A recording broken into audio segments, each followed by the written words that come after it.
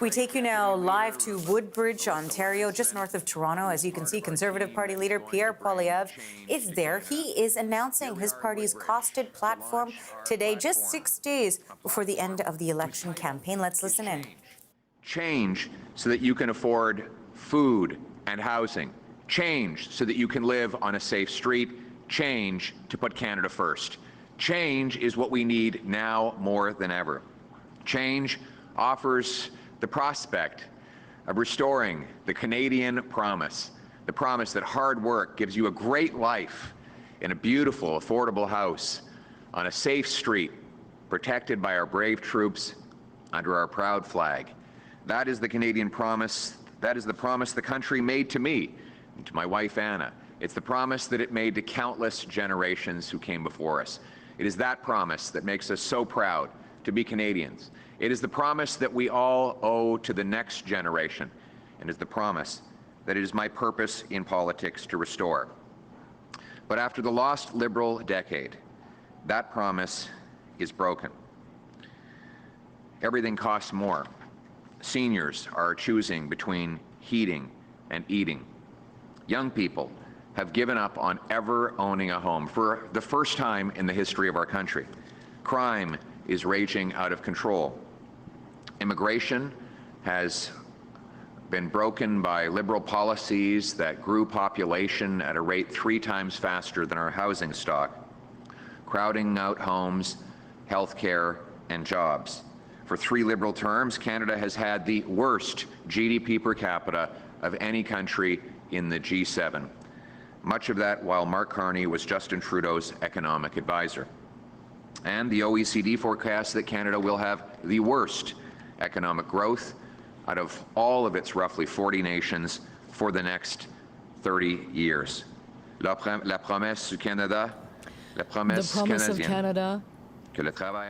that hard work would allow you to have a great life in an affordable home on a safe street is a promise that has now been broken by the Liberals. After the lost Liberal decade, Canadians can no longer afford to buy groceries. Seniors have to choose between heating their home and eating. Young people have lost all hope of becoming a homeowner one day, and crime is way up. Immigration is out of control. In the last 3 Liberal mandates, we saw the worst economic growth in the G7, and the OECD is now predicting that we will again have the first results for the next 10 years. That is the record of Mark Carney as Trudeau's economic advisor, and it is the record of the Liberals. So we cannot take the risk of a 4th Liberal term with out-of-control costs and an economy that is in decline. We need change. A change to make life affordable and safe. A change to put Canada first. And that is why today we are launching our platform to bring about change. To bring about change and allow people who work hard to have a great life and a great retirement in safe neighborhoods and an affordable life. You know, we have to take into consideration the context in which we're announcing this platform for a change. Just Saturday, Mark Carney announced that not only will he keep all of Justin Trudeau's reckless spending, he will add $130 billion more. Spending that will drive costs higher for food, housing, and everything else. Spending that will risk our economy and threaten our future. It's not that Mark Carney is as bad as Justin Trudeau. He's far more costly. We also learned from media reports that the Carney platform was already written for Justin Trudeau. So Mr. Carney has the same Liberal MPs, same Liberal ministers, same Liberal platform, and you will get the same disastrous Liberal results. And it is a very dangerous future if the Liberals get their 4th term. And this isn't just my words. It's Mark Carney's own government department. Just a week ago, we learned that one of the departments of the government, the Privy Council office, has made some very depressing predictions about the way the country is headed. after a decade of Liberal rule. I'm going to quote directly from this Privy Council report. In 2040, upward mobility is almost unheard of in Canada, they predict. Hardly anyone believes they can build a better life for themselves or their children through their own efforts, and many worry about sliding down the social order. It forecasts more people may struggle to afford rent, bills, and groceries. Resulting stress could worsen mental health challenges. This would increase demand for social services.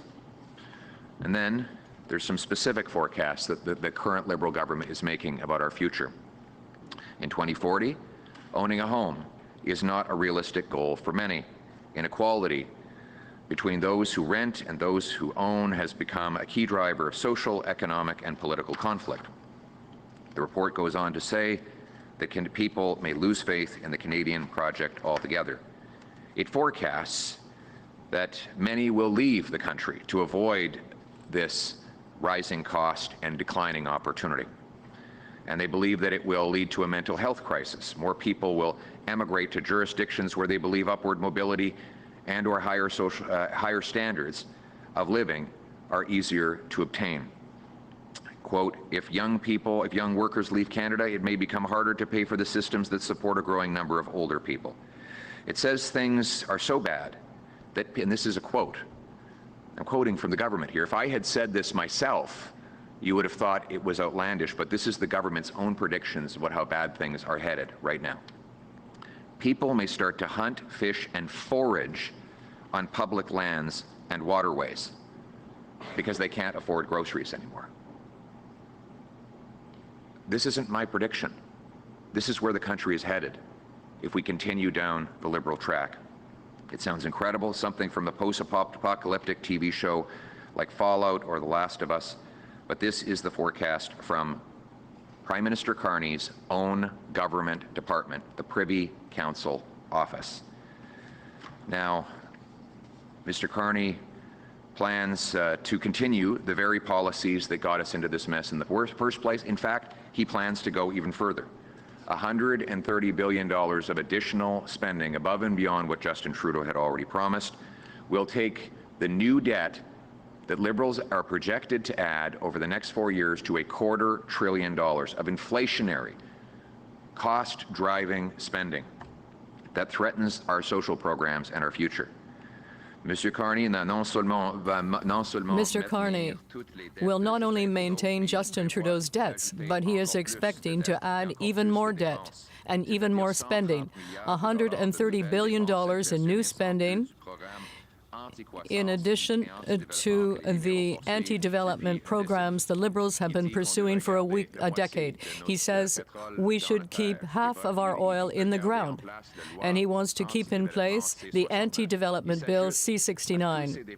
He's adding to all that spending and to the deficits that already exist, so a fourth Liberal term will be even more costly than the first three mandates. They'll have to print even more money and hike taxes even higher, with inflation driving up grocery costs, housing, and gas even worse, just like the last 5 years when he was Trudeau's economic advisor. But the good news is, it doesn't have to be this way. We can choose change. We can choose hope. We can choose our future.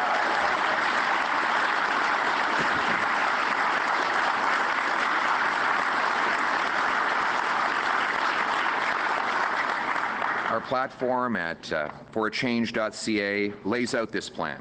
It is a plan that will lower taxes and debt by getting rid of bureaucracy, consulting fees, waste, and excessive foreign aid to dictators, terrorists, and global bureaucracy. It is a plan to build homes by removing taxes and bureaucracy. It is a plan for safe streets by locking up criminals for a change. Change to unleash our resources so that we can stand on our own 2 feet and stand up to Trump and anyone else from a position of strength. The choice is this: a fourth Liberal term with Mark Carney, whose reckless Liberal plan will add even more debt than Trudeau, or a new Conservative government with a responsible plan to save $125 billion and put us back on the path to growth and security. This is my plan for change. First, We will cut the Liberal deficit by 70% by cutting back on bureaucracy, consultants, foreign aid to dictators, terrorists, and global bureaucracies, slashing money for special interests, and unleashing $500 billion of extra economic growth by unlocking the power of our resources and home building. We will, thank you.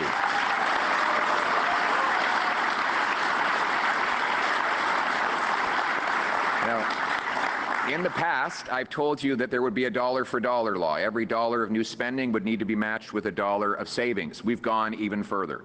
Every dollar of new spending in our platform, especially for things like defense, will be met with $1.50 in savings in other areas.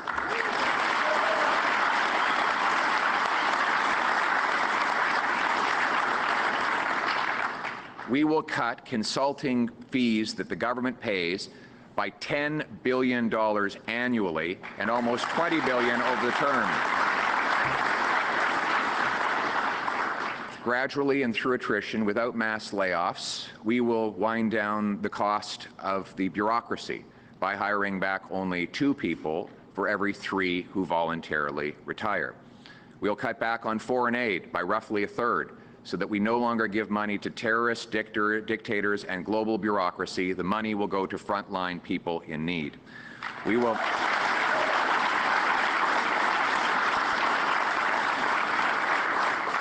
And we will also pass this spending discipline in law, so that going forward, every time a politician or bureaucrat comes up with an idea to spend more money, they will need to find the exact amount or more in savings before the idea will even be considered. This is how single moms, small businesses, and seniors make their decisions.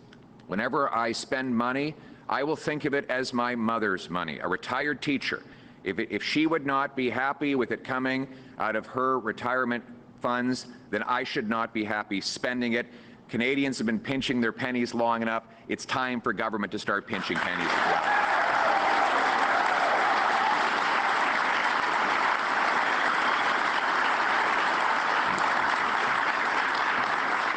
We will unleash $500 billion of economic growth, a number certified by the former chief economic analyst of Stats Canada and by a former associate deputy minister.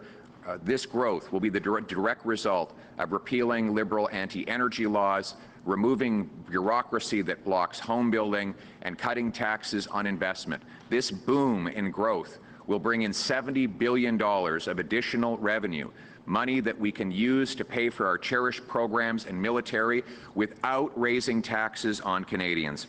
Which brings me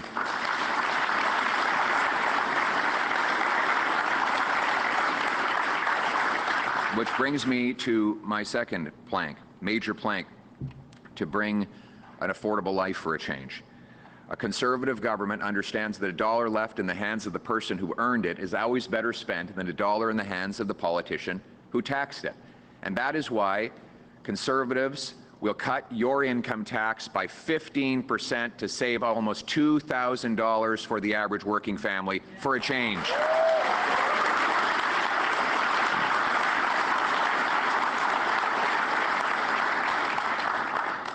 Third, we will axe the federal sales tax on new homes up to $1.3 million and pay municipalities to cut their building taxes to knock $100,000 off the price of a new home and build 2.3 million homes for Canadians over the next 5 years.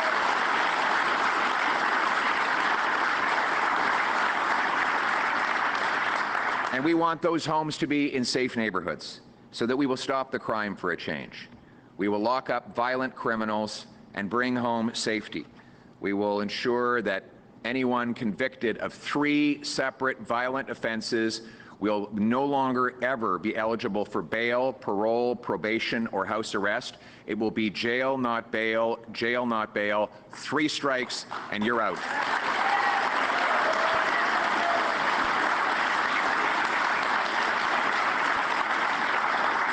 And we will put our own country first for a change. By repealing anti-resource laws Liberals have used to push us down and push our investment out, We will bring home the $500 billion that the Carney-Trudeau Liberals pushed to the Americans. We will build pipelines, mines, and other major projects. We will use the funds to rebuild our military so that we are a truly sovereign and strong nation that stands on its own 2 feet and stands up to anyone who confronts us. We are a nation that is proud, a nation that will be strong, and a nation that will assert its sovereignty for a change. C'est ça mon plan pour le changement.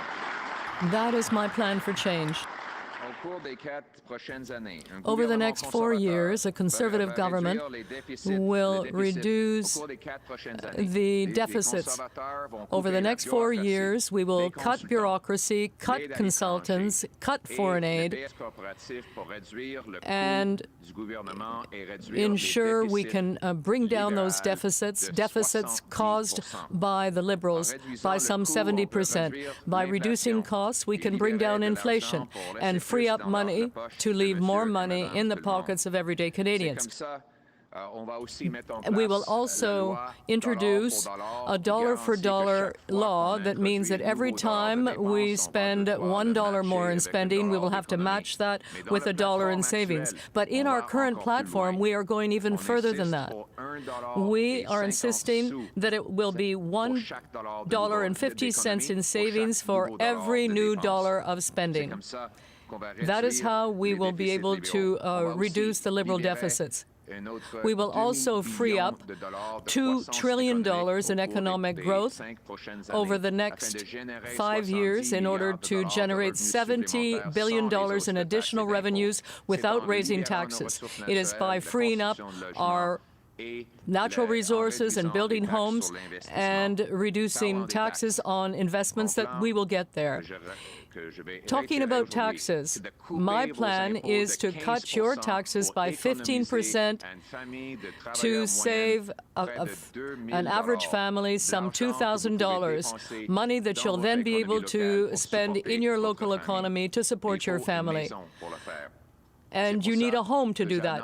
So that's why I am again announcing that a Conservative government will eliminate the GST on new homes and incentivize municipalities to cut their bureaucracy so that we can bring down the cost of a home by $100,000. In addition to that, those homes will be in safe communities. So we will repeal Liberal laws that free up criminals and allow them to be back on the streets. We will keep them in jail to protect you and your family. And finally, we will put Canada first by freeing up our economy with new natural resource projects, which will allow us to have trade from east to west rather than depending on the United States for everything. Bloc projects and rising taxes that drove almost $500 billion of investment south. We will get Canada building again with a new Conservative economic action plan to unleash our vast resource wealth, build major new infrastructure, bring back investment, and turn Canada into the richest country in the world. To that, thank you.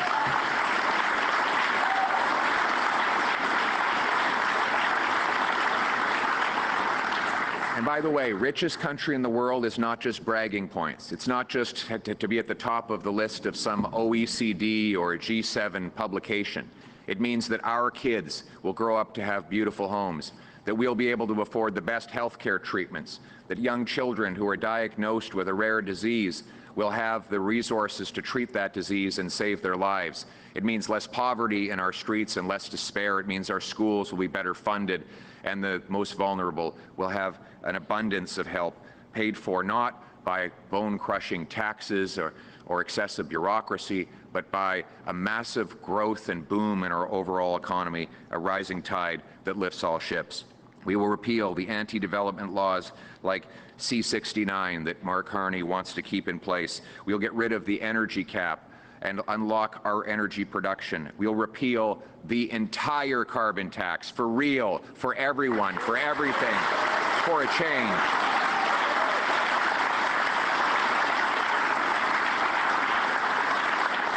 We will bring home safe streets by locking up the criminals. We will take action to stop border smuggling of guns We'll inspect the incoming shipping containers, add 2,000 frontline CBSA officers, and we will have watchtowers along the frontier to stop drugs, guns, and stolen vehicles from coming and going. We will, with a 3 strikes you're out law, we will put serious offenders behind bars for life, and we will take action to end the tent cities, get people into housing and treatment and help. No longer will we accept the Liberal approach of allowing people to languish, half dead, bodies lying on the ground, overdoses in our communities. These tent cities have been a terrible tragedy, a place where people go outdoors for effectively palliative care. We will end that by giving them hope that they can turn their lives around, get into housing, get their bodies clean of addiction, and reconnect with their families, because we're not going to give up on anyone. In fact, anyone who's out there suffering with an addiction, know this: we're going to provide 50,000 treatment spaces where you can go and get detox, counseling, group therapy, physical exercise, a job placement, and a home. So hang on, have hope, help is on the way.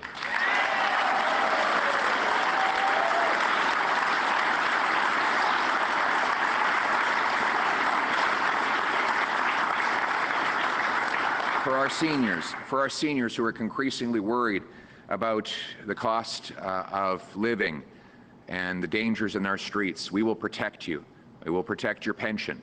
We will ensure you continue to have the option of retiring at age 65. That will be the age of retirement for OAS, CPP, GIS. But if you do decide to work because you want to contribute and bring your wisdom to the people, we will allow you to earn $34,000 tax-free so that your hard work and your contributions are reimbursed and rewarded. We will keep the retirement age at 65 and allow those seniors who wish to continue to work to earn tax-free $34,000. With all of that, we need to ensure our health care is available for our people. And that is why my platform commits to working with the provinces, maintaining the promised increases in health care with no cuts whatsoever, providing supplementary funds to help with more residency positions, and bring in a Blue Seal program to help immigrants take a test, prove they're qualified, and get to the work in their field. All these measures combined will bring us an extra 15,000 doctors to treat our patients.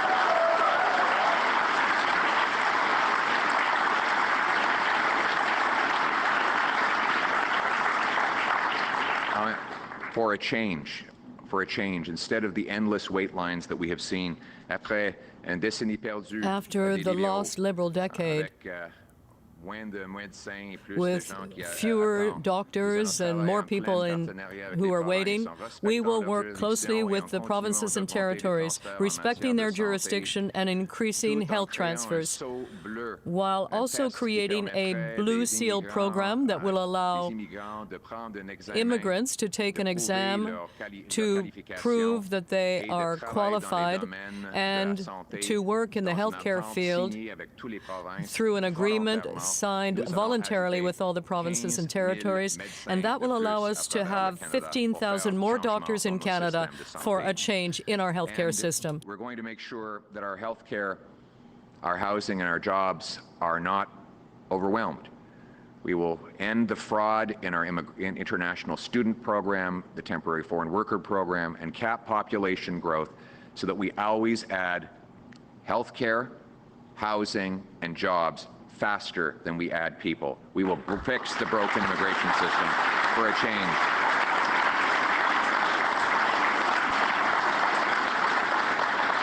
None of this would be possible without the courageous soldiers who protect our borders and the veterans who've come before them. And that is why Conservatives will rebuild our armed forces with 4 heavy icebreakers. We will fill the vacancies in the forces, add new landing strips in our far north, purchase the Poseidons and fighter aircraft. We will add the first Arctic base for Canada since the Cold War, CFB Iqaluit. We will once again, yes.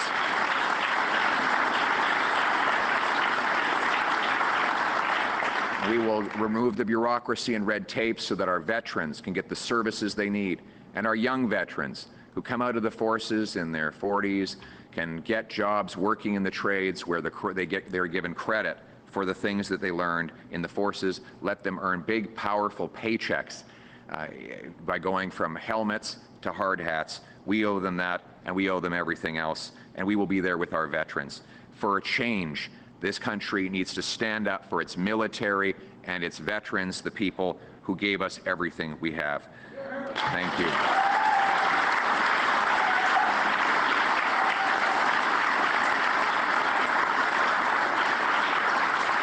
Now, this is a hopeful message, and you know, this really is the choice. Do you want hope for a change, or do you want fear that keeps us in dissent with rising costs and crime and a fourth Liberal term? Liberals are trying to do everything in their power to make you forget about the lost decade they have foisted upon us.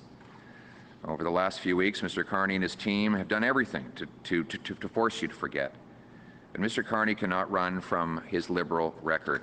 Not only was he Trudeau's economic advisor, who pushed for out-of-control money-printing inflation, but he has now recruited Justin Trudeau's entire team. He has Trudeau's top advisors following him around. I even caught him at the debate saying that Trudeau's advisory team was physically there with him. And you noticed he didn't deny it. The same people writing the same, they literally took the same platform they had written for Justin Trudeau. They did a Control F, and they replaced Trudeau with Carney. Now, it's not me that's saying this. Was even a confession of a CBC commentator and very devout Liberal supporter. In fact, some people have said that Mr. Carney's spending is even more irresponsible than that of Mr. Trudeau's. That is what you're getting with a fourth Liberal term in office. A reckless plan for debt, decline, costs, and crime, or a responsible plan for change to bring home Canada's promise with the Conservatives.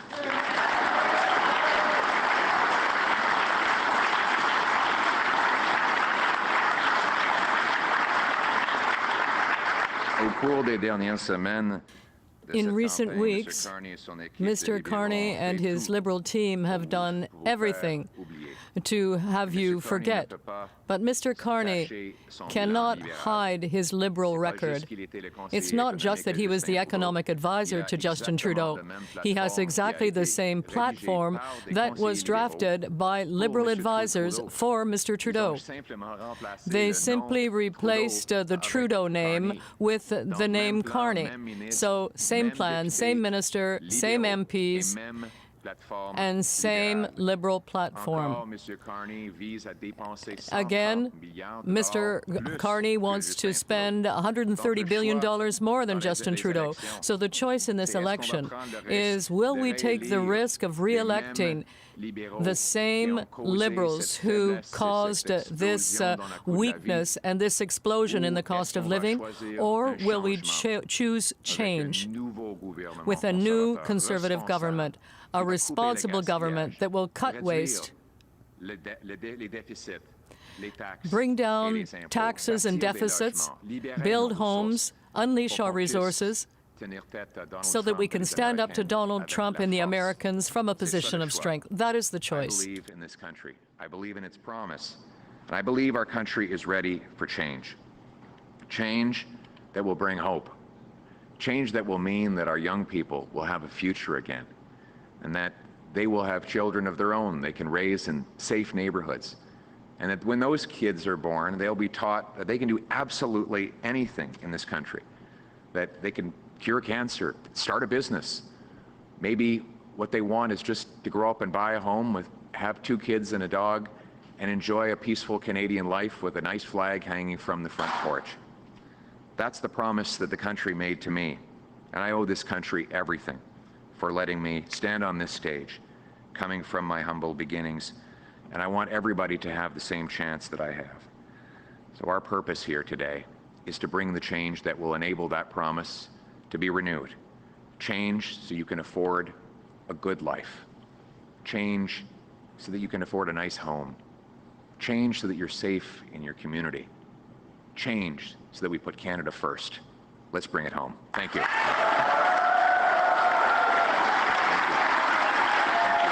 Thank you.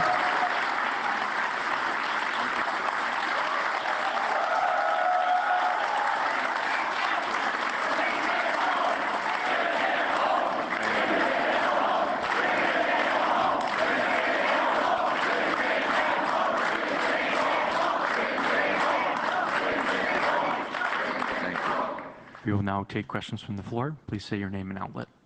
Good morning, Mr. Poilievre. Nick Murray from the Canadian Press. Thank you. Your platform calls for $20 billion in revenue in the first year from tariff response, but you've previously said that a Conservative government would redistribute that to affected workers and tax cuts, and you've also said that you would look to pause tariffs in an early renegotiation of a new trade deal with the United States. So I'm wondering how you account for that $20 billion in revenue in year one with those variables at play and a $31 billion deficit already forecast. Yes, that's a very good question. So you're right, we are inheriting a very large Liberal deficit. It's actually $46.8 billion right now under the current Liberal government. And well, let's be clear, all of these deficits that we're talking about are inherited from the previous Liberal government. So let's not pretend that these deficits were created by anyone other than Mark Carney and Justin Trudeau. On the tariffs, I have to accept the numbers the government published. Mr. Carney has said that the tariffs will generate $20 billion. What I'm committed to is redistributing that money to Canadians through tax cuts and through targeted aid to industries that are directly affected. So I have said that we will be cutting taxes by more than $20 billion by lowering income tax 15%, axing the sales tax on new homes, letting seniors have $34,000 tax-free earnings should they choose, axing the sales tax on Canadian-made automobiles, axing the carbon tax. So we will use the money to cut taxes on work, investment, energy, and home building, and also to eliminate the capital gains tax on any monies reinvested in Canada.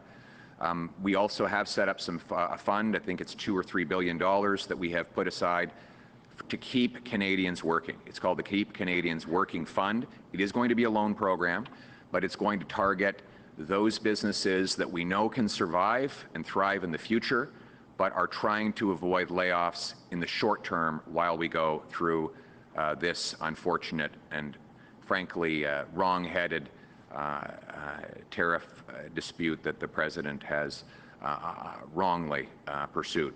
So look, the bottom line is that with all this going on, we can't afford a fourth Liberal term of rising costs and crime. We need a change with a new Conservative government that will cut waste, cap spending, lower taxes, and bring home an affordable life for all Canadians. Thank you. En français.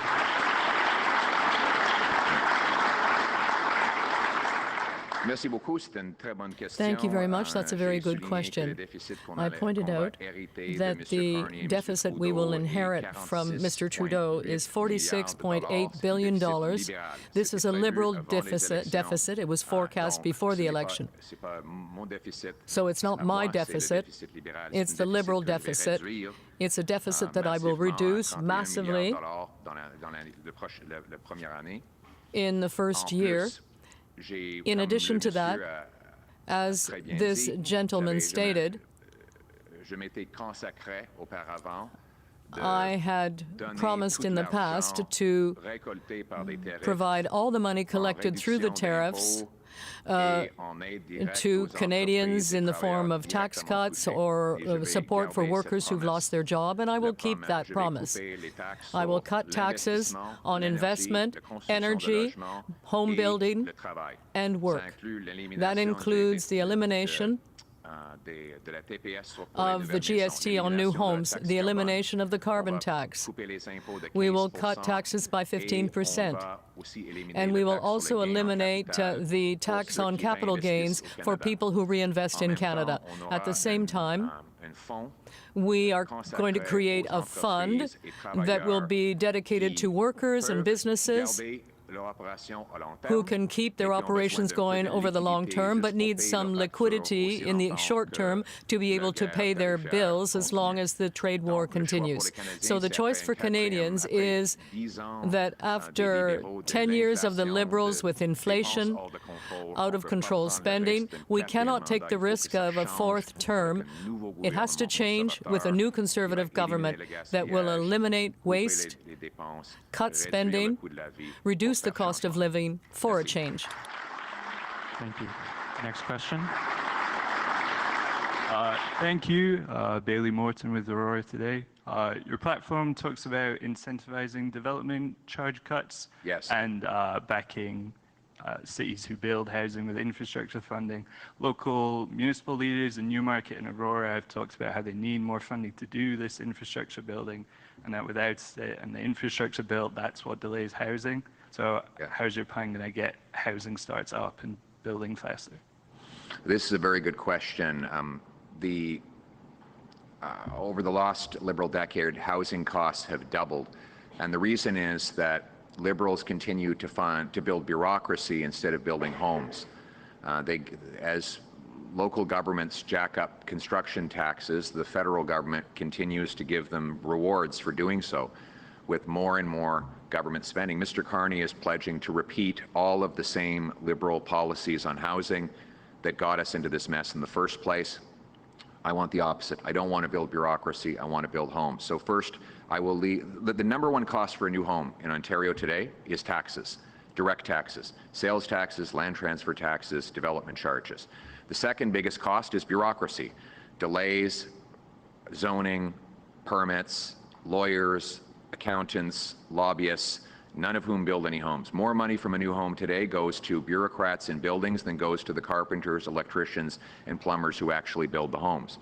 So what I've said is to the cities, you need to follow my example of cutting taxes on home building. If you do, I will pay half the cost of your building tax reductions.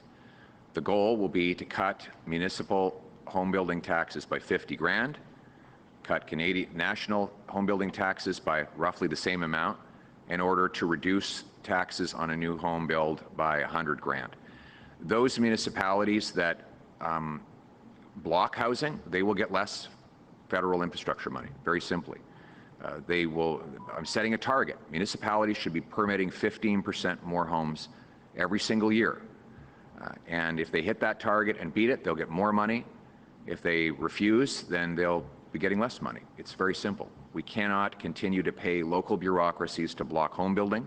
We have to incentivize more construction. And, you know, we are near Vaughan. I think Vaughan actually just cut their development charges by about 50%. I think I have that right. Is that right?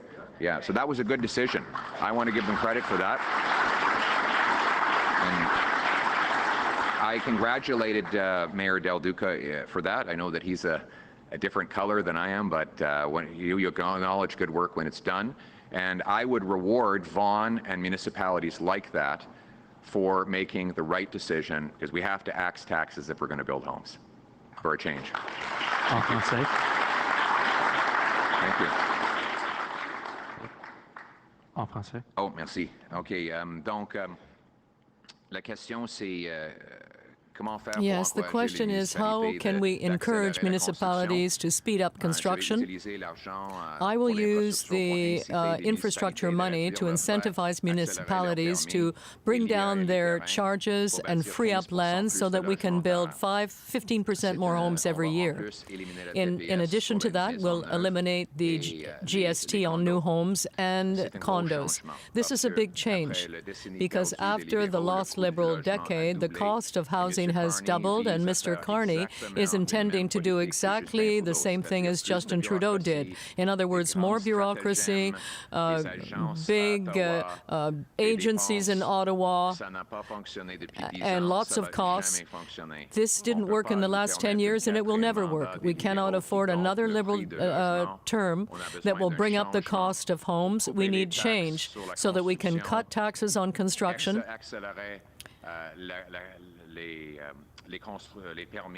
accelerate permitting, free up land, and provide young people the opportunity to have their own home. Thank you. Thank you. Next question. Mr. Poilievre, Joe Warmington from the Toronto Sun and Post Media. Hey, Joe. Nice to be here today. And Thank you. I would be remiss as a reporter to not talk about what you talked about, and I want to talk about the platform, but just before that, you mentioned about this report out of the Privy Council. Yeah. Now, as a crime reporter, if you will, when I hear something like that, I cannot believe what I've heard. And it's such a stark contrast to what you talked about in your platform.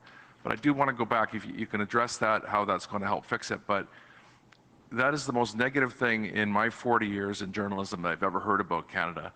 I don't see it too many places in the media, and I think it can't be glossed over. So I'd like to talk about that and how you're going to fix that if you win on next week.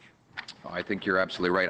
I'm shocked that, like, this is not an interest group or an opinion columnist or even a think tank that has put out this report.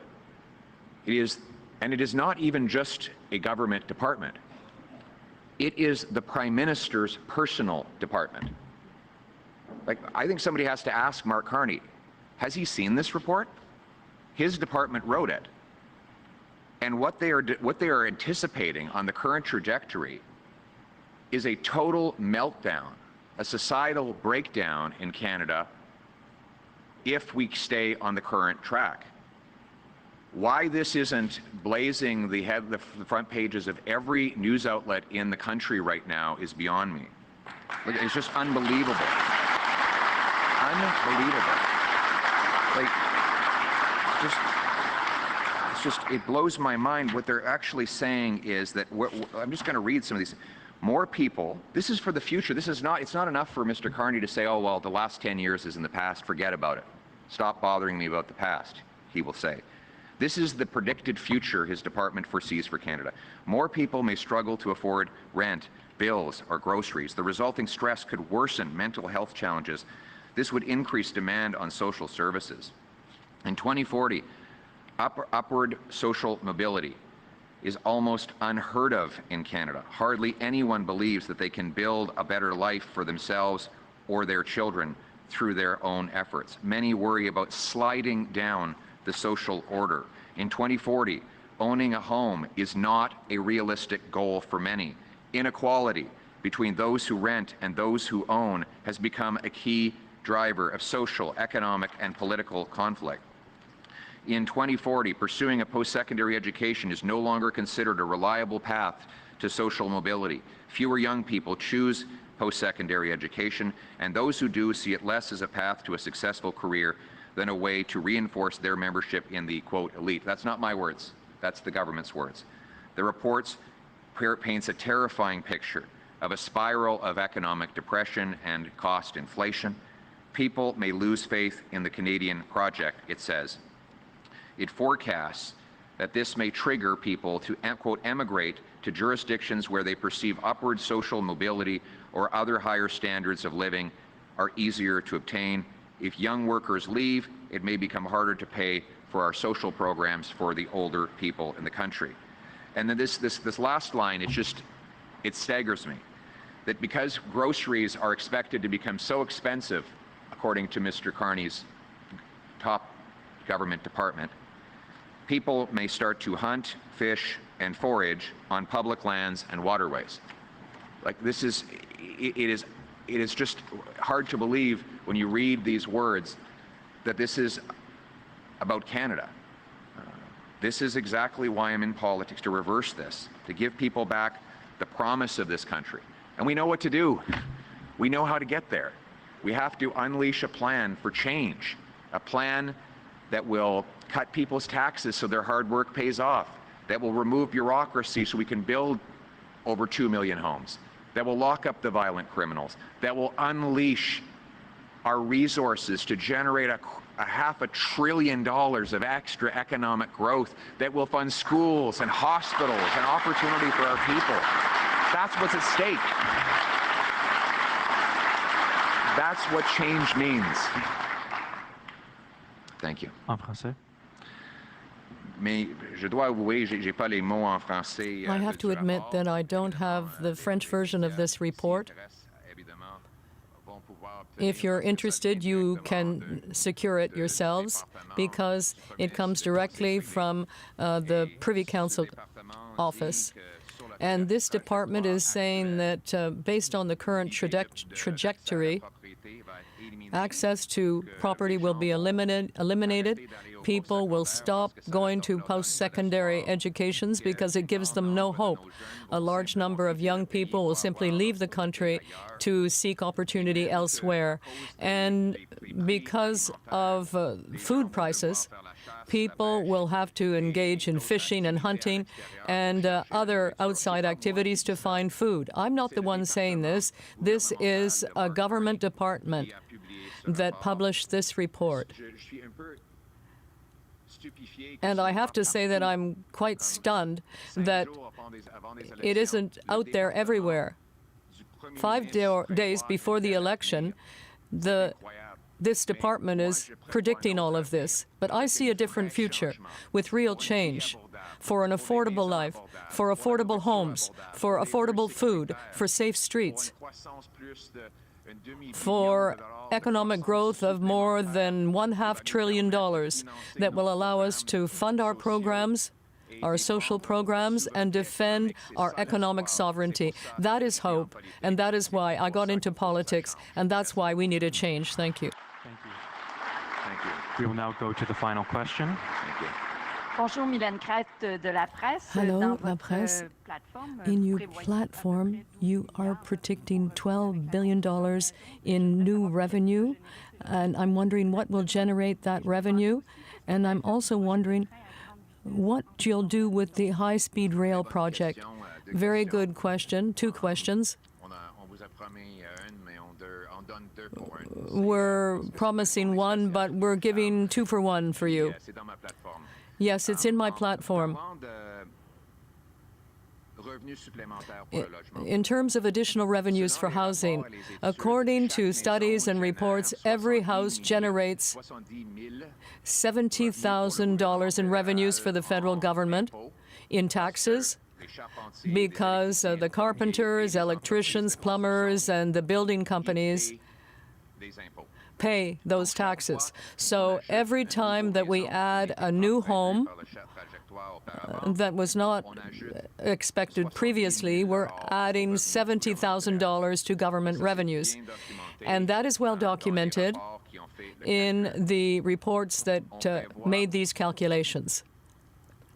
So we are expecting to build 2.3 million homes. That is about the double of the number we are now building. Additional home building will thus generate additional revenues. How can we do that? We'll eliminate the GST on new homes. We'll incentivize the municipalities to free up land and accelerate permitting.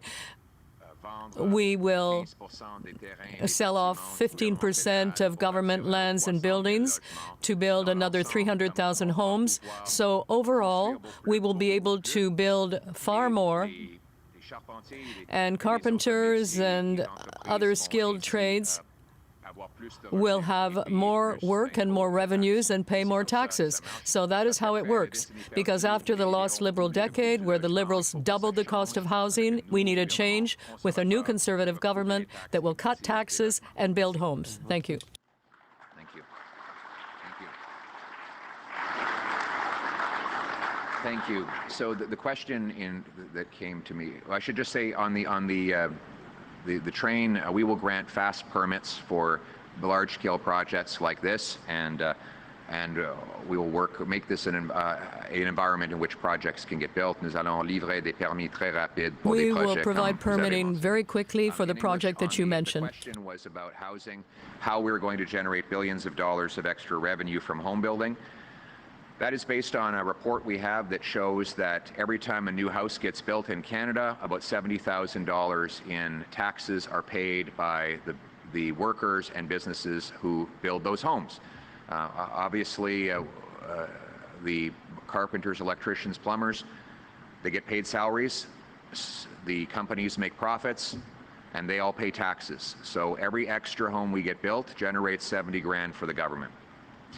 We're going to build 2.3 million homes, which is about twice the current trajectory, which means there'll be a lot more economic revenue coming in for the government from home building. How will we do it? We'll axe the GST, the federal sales tax on new homes. We'll incentivize municipalities to cut their development charges, speed up their permits, free up land. We'll sell off 6,000 federal buildings, thousands of acres of federal land, and in that way we will build extra homes which will generate additional tax revenue. This is a win-win-win. After a lost Liberal decade of doubling housing costs, we can't afford a fourth term. We need a change to axe the taxes, cut the red tape, build the homes, and a bright future. Thank you. Thank you, everyone. That concludes today's press conference. Merci, ça conclut la conférence de presse. We have been listening into Conservative Leader Pierre Poilievre as he released his party's platform. Now, the party is pledging to cut Canada's existing deficit by 70%, doing so by cutting down on the workforce through attrition and support for crown corporations such as the CBC. The party also projects $20 billion in revenue from counter tariffs on the United States. Poilievre said that is a number that comes from the current government. Poilievre also promises to cut spending in international aid and supports, in fact, cutting back foreign aid by 1/3. But there was also a promise to increase spending in defense. And then also you heard a promise to build 2.3 million homes by eliminating home sales taxes and paying cities to cut other taxes. There was a promise to build pipelines to create a national energy corridor, and also a pledge there to pursue a new free trade agreement and mobility agreement with the UK, Australia, and New Zealand. I want to bring in the CBC's Janice McGregor. She's been watching this all live from our nation's capital. Of course, we've been getting little nuggets along the way of these promises, but now we're seeing the costed out platform all together now. Tell me a little bit more about the promises that stood out to you. Yeah, and we have to talk about some math here. I just want to quickly, though, dispense with something that he said about this being Justin Trudeau's platform, and they just sort of changed the name. We know, in fact, I was talking to the chair of the Liberal Platform Committee. I know that they didn't even sort of submit recommendations for what could be in this election platform until not only after Justin Trudeau left, but indeed sort of the timing of the actual leadership vote. So there was no platform ever finished and signed off for Justin Trudeau. On top of that, the Liberal War Room has sent us a statement saying that this claim of Poilievre's is categorically false, that Mark Carney played a key role in going over the platform and shaping and influencing it, and that it sort of bears his stamp in a number of ways. So I just want to sort of dispense with that quickly. When you get into the math of the tables here, what strikes you is the amount of revenue they are counting on from very rosy economic projections from things like Poilievre was talking about at the end of that question and answer session, like how when sort of all these additional homes are built, by conservative sort of calculations, it's going to generate a lot of economic activity, which will then generate a lot of revenue for the government, like to the tune of over $4 billion by 28-29, that fourth out year. And not just sort of in the home building. If you go through the resource sections of this, they are predicting that by cutting red tape, they'll be looking at an extra $3 billion in government revenue, that by repealing the electric vehicle mandate, that will somehow result in economic growth in the automotive industry to the tune of an extra $5 billion in government revenue in 3 or 4 years' time. They are assuming that everything falls into place and the economy really cranks up as a result of all these measures they are taking. That is something I think that you sort of, it's a bit risky to bank on. Certainly you would hope that you would get some GDP growth off of sort of eliminating kind of regulatory red tape, and people kind of do those projections. But here they are actually putting concrete numbers in and holding it up against the things they are going to do that they know will cost money, like a tax cut, and saying, well, this for sure will offset the other. That is a leap, that is an assumption, and it should be read as such when people are kind of processing the claims in this platform. Just to give you a more specific example of that, with respect to how they would spend the counter tariffs that come in, the counter tariff revenue that comes into the federal government's coffers because of all the American products, for example, that now have a tariff applied to it. They were talking about the $20 billion number in projected revenue, and Poilievre was saying, well, we would sort of spend some of that on the tax cuts that we would like to use to stimulate growth. But what happens to the out years? Like, is that assuming that this tariff war goes on and you keep collecting these counter tariffs on and on and on? That's I don't think anyone really wants that to happen. I think everyone wants that to be settled quickly. But you've already made those tax cuts. So how are you funding your tax cuts in the out years if you are able to lift the counter tariffs in a year or two as a result of a successful negotiation with Washington, which Poilievre has positioned himself as the guy to land?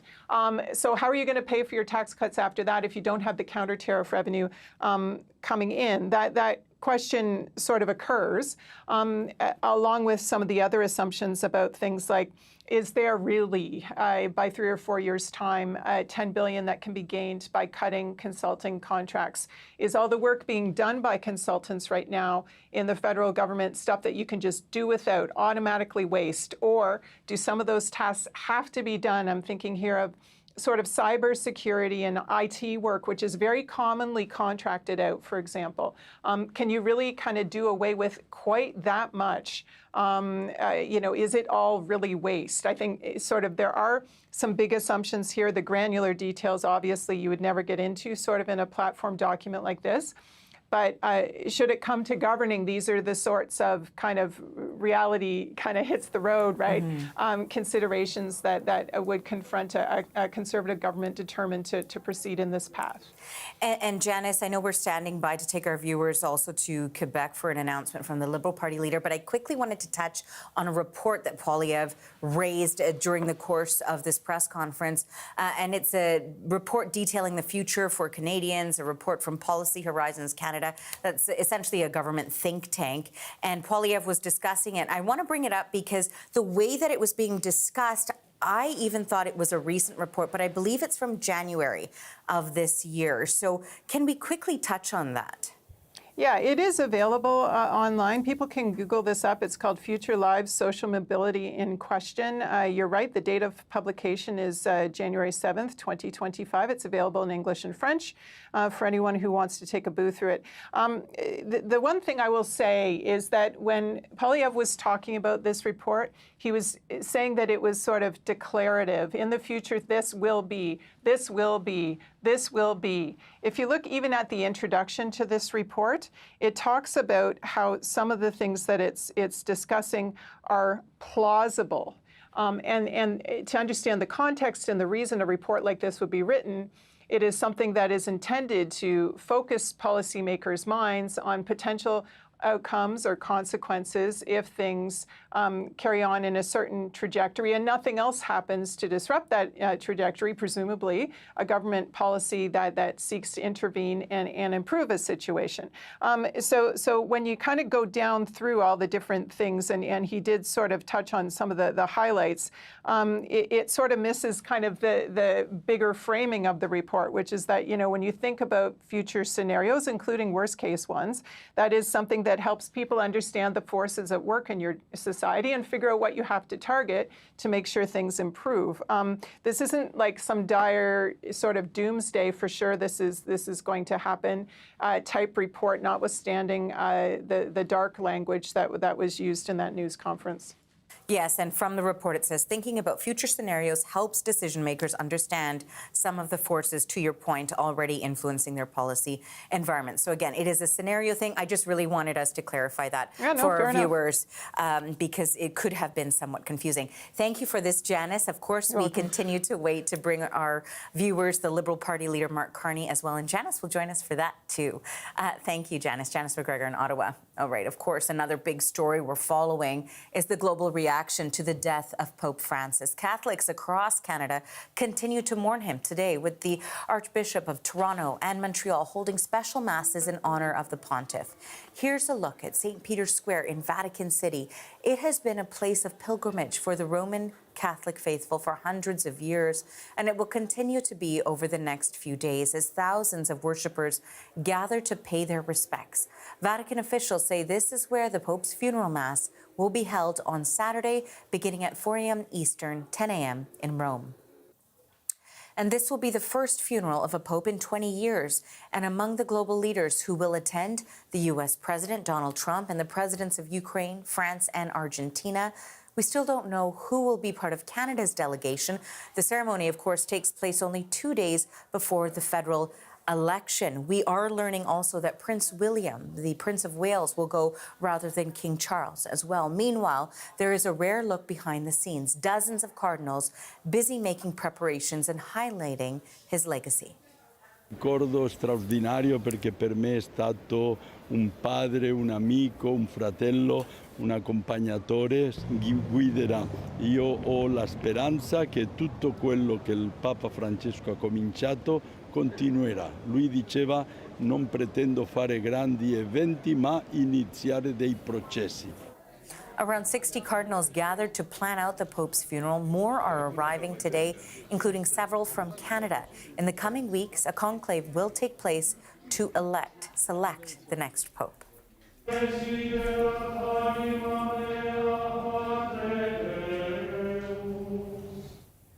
Meanwhile, the Vatican has also released new images of Francis in repose. The images are from what's called the rite of certification of the Pope's death. That was held last night at the guest house at the Santa Marta residence. Pope Francis lived there for 12 years in a modest apartment. Now he lays in a simple wooden casket dressed in his vestments. Tomorrow, the Pope's body will be moved in a procession to St. Peter's Basilica, and there he will lie in state so mourners can pay their final respects. Let's turn now to the CBC's Megan Williams, who's live from St. Peter's Square. Megan, what more can you tell us about the funeral arrangements and ceremonies to come in the days ahead? Well, Arthi, as you say, the funeral is going to be held Saturday morning, 10 o'clock Rome time, standing just outside of Piazza San Pietro, St. Peter's Square, and they're getting moving, barriers along. They're preparing for a huge influx of people. Thousands will be coming for that, and in the days before as well, because tomorrow at 9 o'clock they'll be moving the body inside that humble coffin that Pope Francis requested, just a simple wooden coffin from his guest house inside the Vatican to St. Peter's Basilica, where it will be on view for people to come and pay their respects until Friday. The official day of mourning begins, or the period of mourning begins on Saturday, and that lasts 9 days. There's no announcement yet from the cardinals. They're going to be meeting pretty much every day, and that group, that initial meeting that we just saw of 60 or so cardinals, is going to get bigger and bigger as they come in from all around the world. And eventually, over the next days, they'll decide the date for the conclave. It likely won't be before May 5th because the Vatican implements usually this 9-day mourning period. But I spoke with a Vatican official earlier today, and he said it's somewhat flexible. Along with the funeral and the putting Pope Francis's body on display each evening here in Rome, there are these Rosario prayers. There's going to be another one tonight at St. Peter's at 7:30, and then the other in Santa Maria Maggiore Basilica, St. Mary Major Basilica, where the Pope is going to be buried. That was his favorite basilica in Rome. Of course, with the name Mary, it's connected to the Christian figure of Mary, whom the Pope prayed to before and after all of his papal trips. And Megan, I understand some details of the final hours of the Pope's life have emerged. What can you tell us about that? That's right. The Pope was very close to his nurse, Massimiliano Strappetti, a male nurse that lived with him inside his Santa Marta guest house in those last days, who cared for him. And before that last zooming around Piazza San Pietro just behind me on Easter Sunday, apparently he asked Massimiliano Strapetti, he said, "Do you think I have it in me to do that?" And Strapetti said, "Yeah, I think you can do that." And he encouraged him to do it. He said, "Just think of reaching out to the babies and other people." So that's what Pope Francis did. That was the last time that he got in his open Pope mobile and made the rounds in the piazza. It was the last time in his life, obviously, but it was the first time since he had gotten out of the hospital. So it was really quite an amazing way to go out. And then, as we know, the Pope went, after that experience of the St. Peter's Square, he thanked his nurse for encouraging him to do it, and he said, I got to say hello to everybody, and apparently he woke up at around 5:30 in the morning, and that's when he started experiencing trouble, entered a coma, and then died just after 7:30 on Easter Monday. Megan, thank you for this. That is the CBC's Megan Williams in Vatican City. Well, with an estimated 1.4 billion Catholics in the world, there's lots of reaction to the Pope's death. The CBC's Crystal Singh has been monitoring the global mourning, and she joins us now live from London. Crystal, what are you seeing? Well, Arthi, Pope Francis was one of the most recognizable figures in the world, and so it's not a surprise that we're hearing tributes and stories from people across the world. And these are locations where they have large Catholic populations, small Catholic populations. There was a mass service in Singapore earlier today, for example, another one in Lahore, Pakistan, just, about a dozen or so people attending that one. But it is really important that people are expressing this, saying that they want to be at these gatherings in person, that there is unity in their sorrow, and it gives them comfort to share stories about Pope Francis and what he meant to people. And we heard that particularly from worshipers in Nairobi, Kenya, and they said that, he was such an important figure and that he gave them hope. I received the news with great sadness.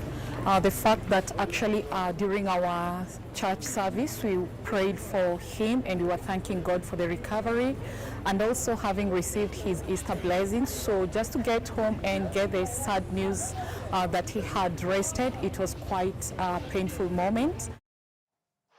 That pain is something many people are talking about. Of course, it was not necessarily a surprise given his age and his ailing health, but the fact that he was out on Easter Sunday, that he was in the crowd in Vatican City, that is something that people are saying they are grateful for, to have sort of one more day with the Pope. And we are hearing not only from Catholics, but non-Catholics as well, as there are services right around the world, including one at the Notre Dame Cathedral in Paris. Yeah, we really appreciated the Pope. He seemed very progressive in his views, but it was very special for us to witness that. But yeah, we really respect the Pope, and it's just a very sad day.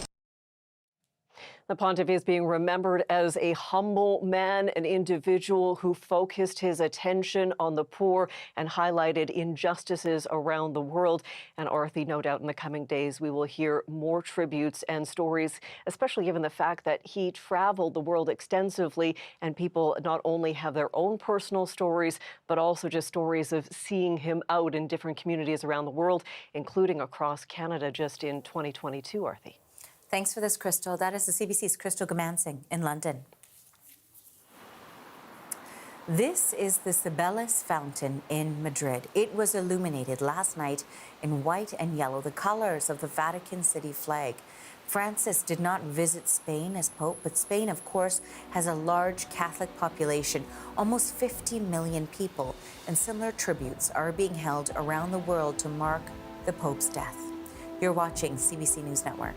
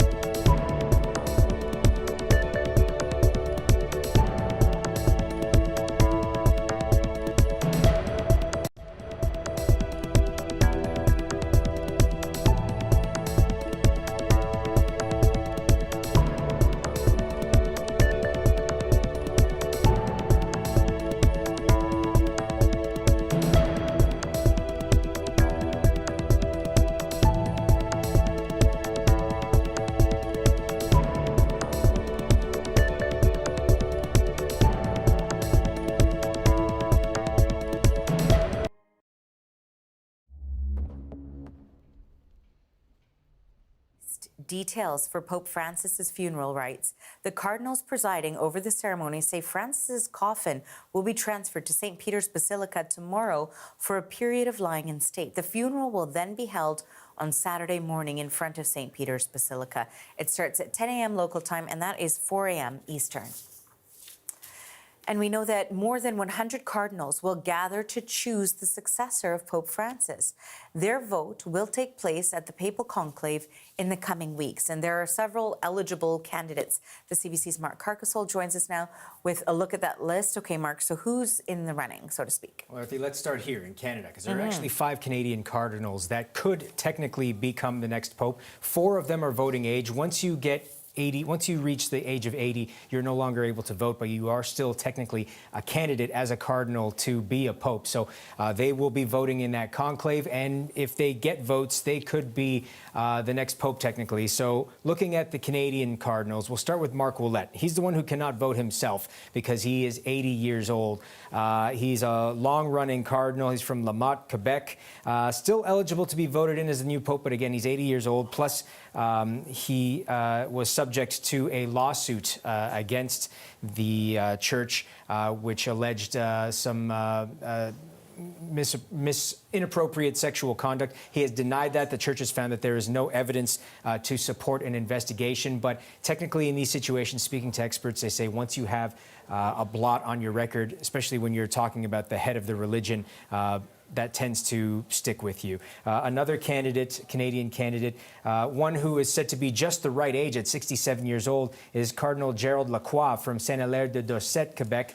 He was named a cardinal by Pope Francis in 2014. He's the Archbishop of Quebec. He, too, was embroiled in that lawsuit, though he, too, denies it. The Vatican also found that there is no evidence to suggest that there was anything untoward happening. So he has also declared his innocence. But again, with that mark on it, there are some who wonder if perhaps that hurts his chances at ever becoming pope.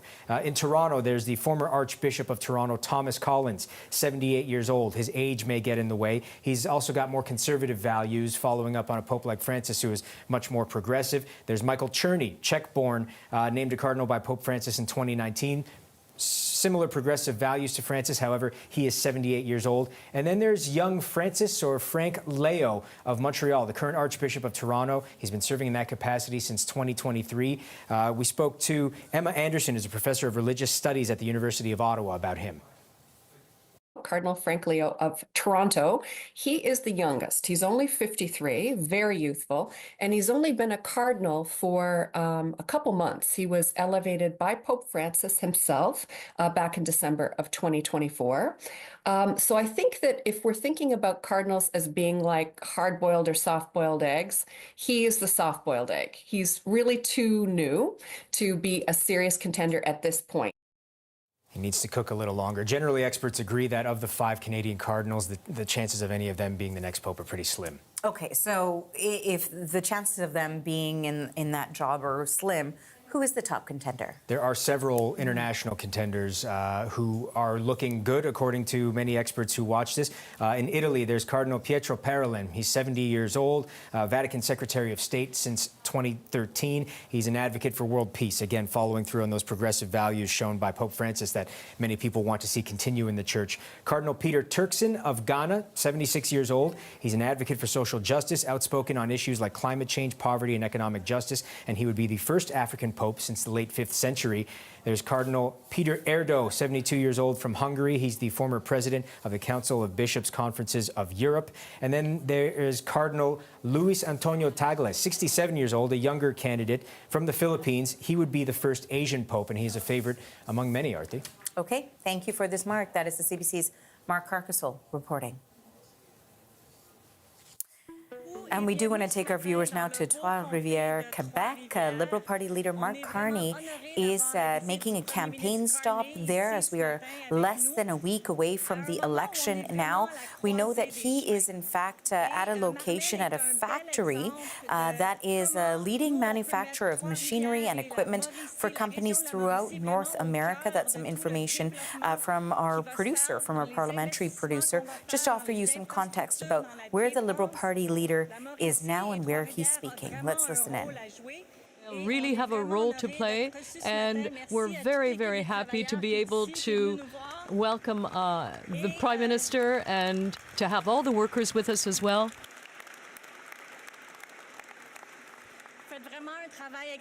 It's really extraordinary. There's so much dynamism and innovation happening. I know that I'm not the one you really want to hear from today, so I'll turn it over right now to Prime Minister Carney. Merci beaucoup. Merci. Thank you very much. Thank you, Caroline. And I also want to thank the company for receiving us today. This is an extraordinary company. A company that is creating good jobs and wealth. You illustrate exactly what we need to overcome the crisis in which we find ourselves now, to be ambitious, to be innovative, and to be ready to work hard, but especially work smartly. And we are indeed in a crisis. President Trump is threatening Canada. He's threatening our companies. He's threatening our workers. He's threatening the savings of our retirees. And having met many Quebecers in the middle of this campaign, I have understood that right here, this threat is not only an economic threat, it is an existential threat. To be clear, President Trump is threatening the distinct identity of Quebecers. President Trump is trying to break us in order to own us. Our old relationship with the United States, a relationship based on steadily deepening integration, is over. And that's a tragedy, but unfortunately it's also our new reality. We are responding with purpose and with force. We're fighting the unjustified American tariffs with counter tariffs of our own that cause maximum damage in the United States and have a minimum impact here in Canada. We are protecting our workers and our businesses using every single dollar that we collect from our retaliatory tariffs. And above all, we are building Canada strong. Pendant une crise, il faut faire la distinction. In a crisis, it is important to distinguish between what we can change and what we cannot. We will never change President Trump. But we are masters in our own home, and we can control our own economic destiny with the right plan. To overcome a crisis, you must act with overwhelming force to address the uncertainties businesses are facing and the anxiety felt by many workers. As the private sector withdraws, the government must go ahead and chart the course and move into action to stimulate investment. And that is precisely what we are doing with our plan for Canada Strong, a plan where we will fight, protect, and build. We will fight these unjust tariffs until they are removed, with our counter tariffs that will have maximum impact on the United States and minimum impact here in Canada. We will fight for workers, including the workers here at Marmen, the workers at the Saguenay smelters, the workers of the forestry industry, and our farm producers. We will fight for our identity, our values, and our way of life. We will protect our workers and our businesses. We will protect the French language. We will protect Quebec's distinct culture, which is at the very center of Canadian identity. And in order to do that, we must also strengthen those institutions that allow our culture to be promoted around the country. And that's why we will protect Radio-Canada CBC and increase its funding so that it is comparable to other public broadcasters around the world. That will allow it to open more bureaus and hire more journalists in the regions so that all Canadians, wherever they may live, can be well informed about what is happening in their communities. We will also increase the funding of Telefilm Canada and the Canada Media Fund, as well as the National Film Board of Canada, so that we can continue to tell our stories in our languages. We will build a renewed Canadian economy, which is ready to address the global economy and which is being profoundly transformed. We will work with the government of Quebec to agree on the principle of one project, one evaluation, and accelerate the construction of major projects. We will take advantage of the abundant critical minerals that we have right here in Quebec, connect projects to reliable and profitable markets, and create good jobs along every link in the secure supply chains. We will double the pace of home building with workers from right here and lumber from right here. We will build stronger armed forces than ever before with our plan to rebuild, reinvest, and rearm. In order to do that, we will rely on the expertise of businesses like Marmen.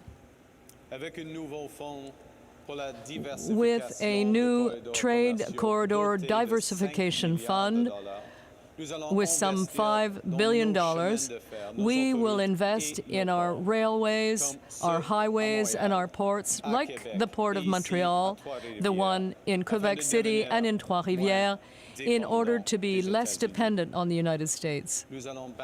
We will build major projects like the high-speed rail project, which will stop right here in Trois-Rivières.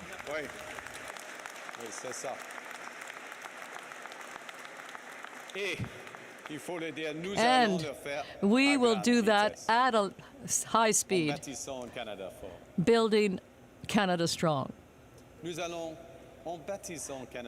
By building Canada strong, we will place ourselves in a position of strength to negotiate or renegotiate our trade agreements. But I want to be very clear on what is non-negotiable: culture, the French language, and supply management. As long as I am Prime Minister, those fundamental components of our society and of Quebec's economy and the economy of all of Canada will never be called into question. But with Pierre Poilievre, everything is on the table. For quite some time, Pierre Poilievre has been trying to destroy institutions like Radio-Canada, which are critical to the Canadian identity. In that crusade, he has found an ally in Donald Trump. As we work with the government of Quebec and the Indigenous peoples to build major projects of national interest, Pierre Poilievre is intending to impose his vision, whatever the opinion of Quebecers or that of the Indigenous communities. Earlier today, the Conservative Party released their platform, and it really only confirms what we already knew. That Pierre Poilievre has no plan to stand up to President Trump. It's no surprise, this is a new situation, and he's the kind of politician who's never changed his mind since he was 17, but always relies on a reflex to cut, destroy, and divide. And today's Conservative platform, with its phantom numbers, is no different. He wants to cut what Canada needs. With our plan, we will build to make Canada strong. Ce que Pierre Poilievre offre, encore et What toujours, Pierre Poilievre is offering again is cuts to programs that make life more affordable for the middle class, cuts to investments that will make our economy strong, that will create Canada strong. Pierre Poilievre has a plan to make cuts, but no plan to face up to President Trump. You know, in a crisis, plan beats no plan. And we have that plan for Canada Strong. And it may be the case that Pierre Poilievre and President Trump's allies here in Canada don't like our plan to stand up to the U.S. president. He seems to believe the bell tolls. He seems to believe that the best way to defend ourselves is for Quebecers and all Canadians to fend for themselves. He seems to believe that we should go along to get along, and that the best way to get through a crisis is to keep our heads down, to give the Americans what they want and hope for the best. That's not what will make Canada strong.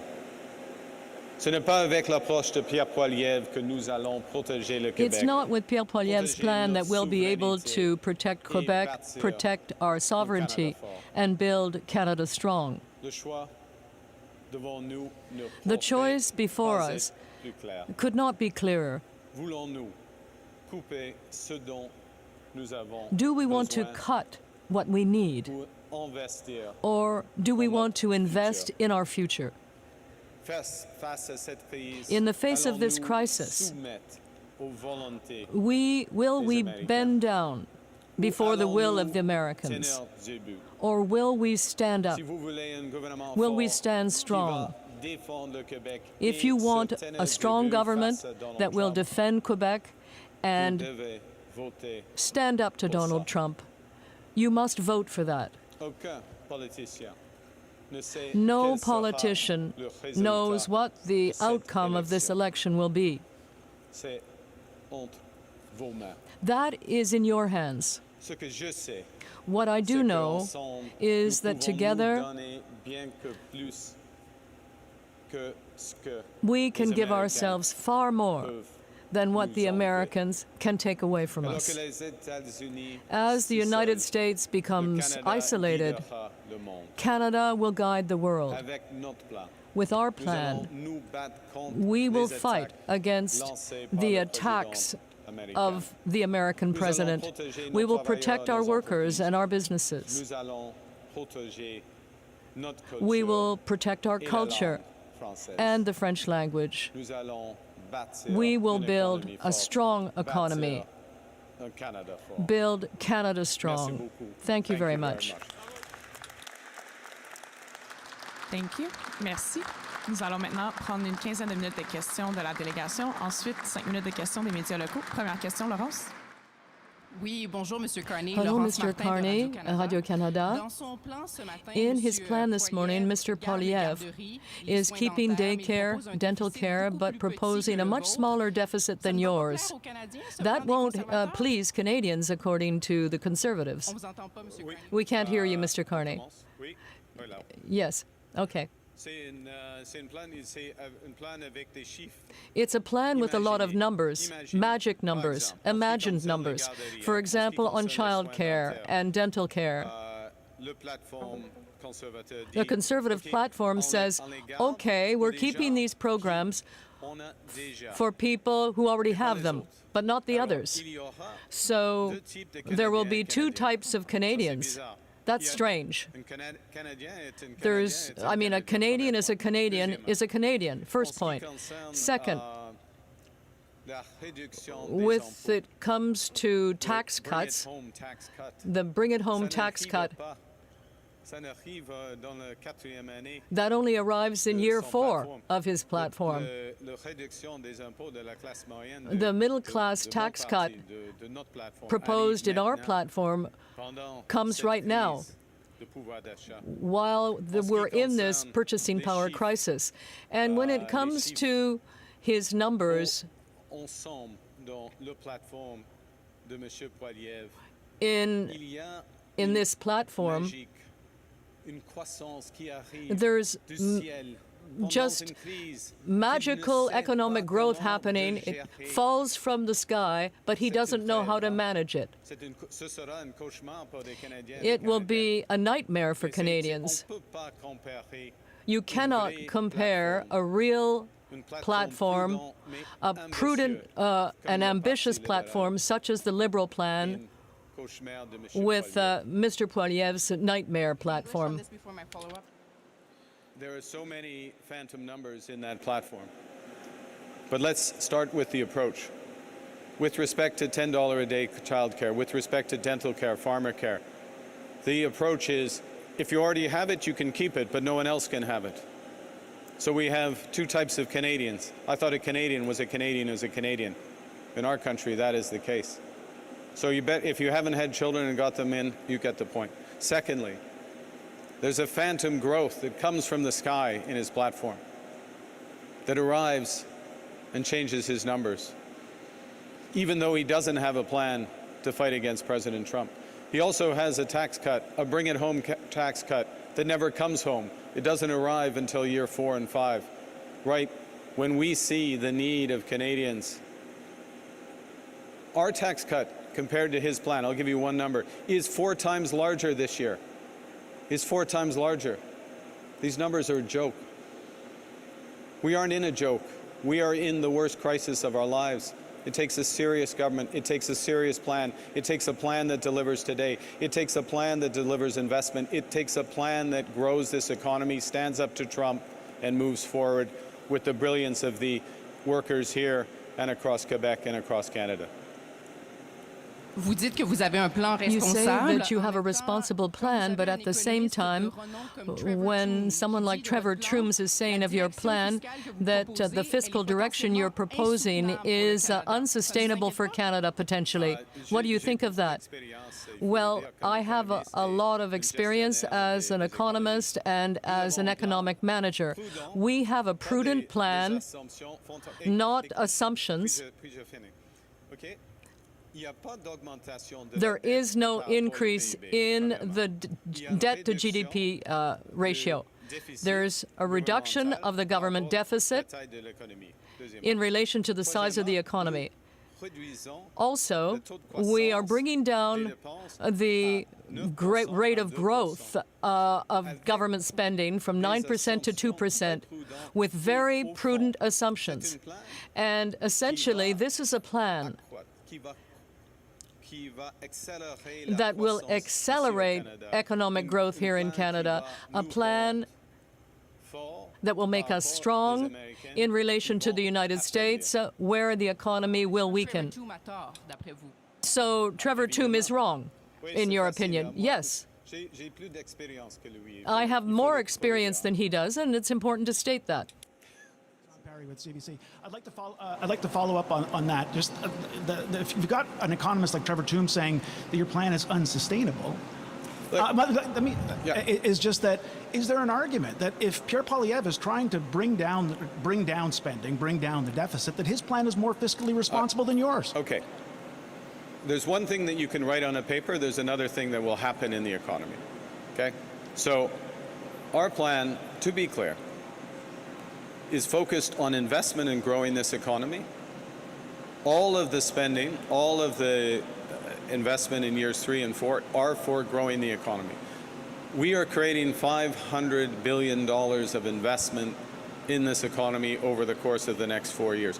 That sounds like an enormous number. It is an enormous number. And the vast, vast majority of that investment comes from companies like Marmon, our big investments in clean and conventional energy, our investments in auto, our investments in housing and beyond from the private sector, but with a clear directional plan. The Conservative plan makes it up. It literally makes it up. It says that growth will come from somewhere, even though there's no plan to address the biggest risk to our economy, the US, even though their tax cut doesn't arrive for 4 years, even though their costing numbers are far too low, even though their reductions in spending don't appear. And on top of that, they divide Canadians into two. If you're at home and you don't have your children in a $10 a day daycare, if you're not taking advantage of dental care, if you want to watch the CBC or Radio-Canada, c'est fini avec les conservateurs. That Okay? will be over So, with the Conservatives. It's very different. I would, if you want to compare economists, why don't you look at what Mike Moffat has said today about the costing of the Conservative plan. I mean, this is not we can have the discussion, but this is a real crisis, a real situation. The question is, within a week's time, who's going to be negotiating with President Trump and who's going to be managing the finances of this country? It's going to be François-Philippe Champagne and myself and our team, or is it going to be a group that made it up on a napkin, released it a couple of days before the election, and has never taken responsibility for these types of decisions in the past? That's the question. Follow up. The Bloc leader is saying that you've got this thing in the bag, and that Quebecers can now safely vote for the Bloc Quebecois. So what is your message? What is your message to Quebec voters who might be thinking about voting for the Bloc or voting for you? Is your message that they don't need the Bloc to protect their interests? We are very clear. Let me start with Quebec's interests. And in a situation that is existential. It is existential for our sovereignty as Canada and for the distinct culture and interests of Quebec. Within a week, the Prime Minister of Canada is going to be sitting down with the President of the United States. Is that Prime Minister going to defend, as we have made clear from the start? From the start of my campaign, I look back to Monsieur Champagne, because we launched our economic campaign, my economic campaign, en Mauricie, à la ferme petite. And I made clear from that point that we would never have supply management on the table, that we would never have the French language on the table. We would always protect Canadian culture, Quebec culture. And we are clear from that.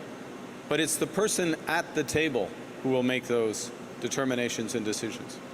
So the issue is having as strong a mandate as possible for those negotiations. Only the federal government can make those protections in these negotiations.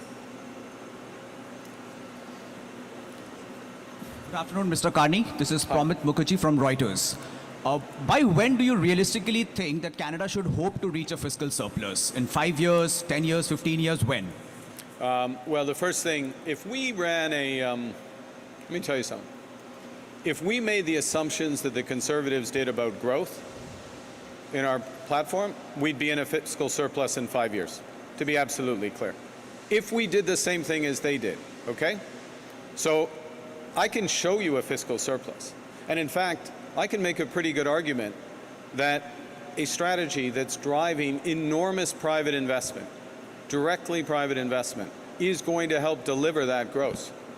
But unlike Pierre Poilievre, I've actually managed economies before. I've actually managed budgets before. I've managed central banks before. So you don't make those assumptions at that point. But it's realistic to expect that if we are given the mandate and we execute on this plan, which we will if it's my government, that we can see that surplus by the end of this period. We just don't rely on it because make a point that's absolutely clear, and I'll hand back. We are in a crisis. And in a crisis, you always plan for the worst. You don't hope for the best. And so you don't make those types of assumptions. The Conservatives, who have no experience managing crisis, no experience managing crisis. Pierre Poilievre was nowhere to be seen in the last crisis. They don't know what they're doing, so they make those assumptions. They assume it's going to happen. En français? Sur le surplus, si on prend des assumptions, if you take the conservative assumptions with respect to the impact of economic growth, we would have a surplus under our plan in the fourth and fifth year. That's clear. But with our plan and the size of the investments, private investments that will happen under our plan, it would be realistic to think that. But we are in the middle of a crisis now, and we need to be prudent. So our plan is prudent. Our numbers are prudent. If you understand just to go back to the questioner, our numbers are prudent.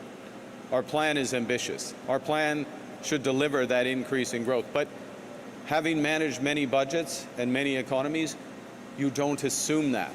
You don't assume that and manage that way. You drive towards it. You build it up. The Conservatives do the exact opposite because they have never managed a crisis or a big economy. Which period should we expect this surplus to come? Well, you would expect, as I said, year 4 and 5. Next question. Prochaine question. Yeah, ça arrive, madame. Oui. Yes, it will happen. Good morning, Mr. Carney. Justin Lang, freelance. There was a new study published yesterday in The Lancet that suggests that the cost of Trump's cuts to foreign aid could be in the millions. The World Food Program is echoing that warning that the destruction of, especially the continent of Africa, could be enormous. But there's no new money in your budget or your platform for foreign aid. Do you anticipate increasing support and having Canada step up to provide more humanitarian assistance? Well, thank you, Mr. Ling, for the question. Let me start this way, which is that, and it's about Canadians. Canadians in this crisis and Canadians more broadly. Canadians are generous people. They're sensible people, but we are generous people. We take care of each other. That's what our plan does. And we look out to do what we can for others. So we do have a generous foreign aid program, an effective foreign aid program. Pierre Poilievre will cut it in half. He will cut it in half, okay? He said a few months ago he'd get rid of the whole thing, echoing what Elon Musk and Donald Trump are doing in the United States. He may have received some updated information from Fox News, and so now he's cutting it in half. Okay? There's the difference. An enormous difference between the two of us in terms of our approach. One that's consistent with Canadian values, another which is importing American approaches to Canada and unfortunately to the world. And I will, to underscore, I have not, unlike you, I'm not as well read in many respects, but I haven't read the Lancet study, but I would recognize that impact. There will be enormous challenges internationally given the scale of and the effectiveness of much of American aid because of this pullback. We will look to do what we can, I would say, in making our judgments. At this stage, our judgment is to protect our level of foreign aid and make it more effective at this stage, recognizing, and last point I'll hand back, that we have to continue to increase, which we do in our platform, our spending on Canadian security and military. This will be last question to the delegation. Dernière question à la délégation avant les médias locaux. Merci. So you've said in your speeches, in your platform, that you want Canada to take a leadership role on the world stage, to step up as America steps back. What does that actually mean in specific terms? It doesn't necessarily mean an increase in foreign aid, and we haven't heard any other specifics about engagements in whether it is the war in Gaza, whether it's the war in Ukraine. No. Can you give me some specifics about new initiatives? Yeah, I'll give you some specific. Well, for example, we are stepping up specifically with respect to Ukraine. We are a key member of the Coalition of the Willing. with respect to Ukraine, so which is outside of the United States. First point. Second point, we are, and I mentioned this yesterday, I've mentioned a few other times, we are engaging and will be engaged with Rearm Europe, the procurement and development of the defense budgets of Europe and ourselves, and that's one of the things. It's for protection, it's for support for Ukraine, but it's also an industrial strategy which will extend back literally, I mean, conceptually, I'll say it at that level, to where we are today. The expertise here, and just for a moment, for those who watch, this is expertise in small modular reactors, in hydroelectricity, potentially in submarines, in a whole range of advanced applications. So that's a second example. The third example, and I'll stop on this. Look, in my view, over the course of the next year, the international trading system, the broad strokes of how it's going to work, given the new approach of the Americans, is going to be determined. A confident Canada, a Canada with a plan to grow, a Canada that wants to reach out to the world. A Canada that is literally the president of the G7. We can shape that new system. We should, for the benefit of Canadians, and ultimately for the benefit of the world. Thank you. Merci. Vous parlez de surplus dans 4 ou 5 ans You're talking about a potentiellement. surplus in 4 or 5 years, potentially. Why was that not mentioned in the platform?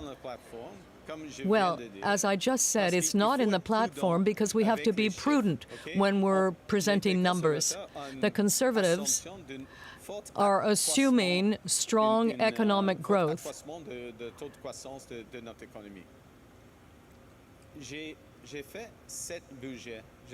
But I worked on this budget, and you never, ever make an assumption like that, particularly in a crisis. It simply isn't prudent to do so.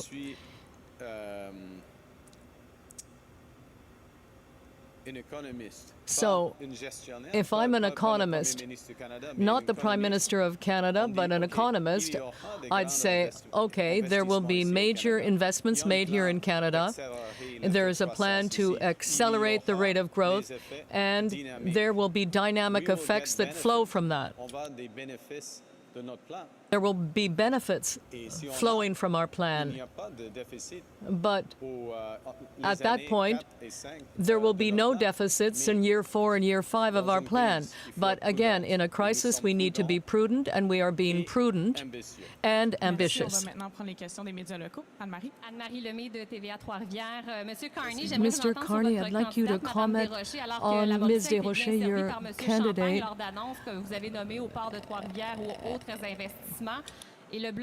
The Bloc says it's going to be there to defend the interests of Quebecers, so why should people trust Ms. Desrochers, whereas we were very well served by Minister Champagne in this region? Well, first of all, Ms. Desrochers is exceptional herself, and second, Mr. Champagne is very capable, but he already has a job. His job is to be Minister of Finance. So we need more members of Parliament, more people with varied and diverse experience. And we would like there to be parity between men and women among our members of Parliament. It's very, very important to have a strong mandate for the government in the midst of a crisis. Nouvelliste, what would a Liberal government propose in concrete terms to help businesses like Marmen? Well, first of all, we are fighting the U.S. tariffs with force. And we will reach a better trade agreement with the United States at some point. In terms of our industrial strategy, we have a real industrial strategy, including clean energy, for example, nuclear energy. There's a lot of support for investments here in Ontario and Quebec and right across Canada in small modular reactors that use Marmen's technology and products as well as other products that are produced in Canada, such as Hitachi, Candu, and others. Third, we are making major investments in the defense sector, including in submarines and other investments that will require the products that are made here at Marmen. So there's a lot happening. But one final point. Our government will create new linkages to partners, trade partners in Europe, in Asia, and this is an exceptional company in Marmen that could certainly increase its exports right around the world under the policies that the Liberals are proposing. Last question. Last question. No, wait. We have time for one more. Monsieur Carney, qui a été cloutier de Radio-Canada, Mr. Carney, Radio-Canada, your candidate was parachuted into the riding. Do you think that's acceptable to voters here in Trois-Rivières? Well, the voters in Trois-Rivières will make their own choice, but she's an exceptional candidate. And she will work in close cooperation with the entire cabinet. If a Liberal government is elected. As I say, she's an exceptional candidate, and she will work very closely with the cabinet and myself. Thank you. Thank you.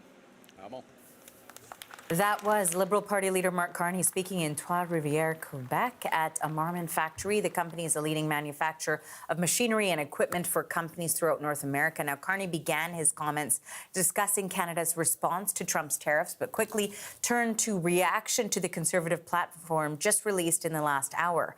Hello and welcome inside the CBC Newsroom. I'm Arthi Pohl. We are, of course, less than a week away from Election Day, and party leaders are making their final push to sway voters. The Conservative Party just released, as I mentioned, its platform today, a promise to reduce spending and taxes, build more homes, and Carney criticized the platform for not, in his estimation, addressing the current crisis facing this country, the threats from the United States.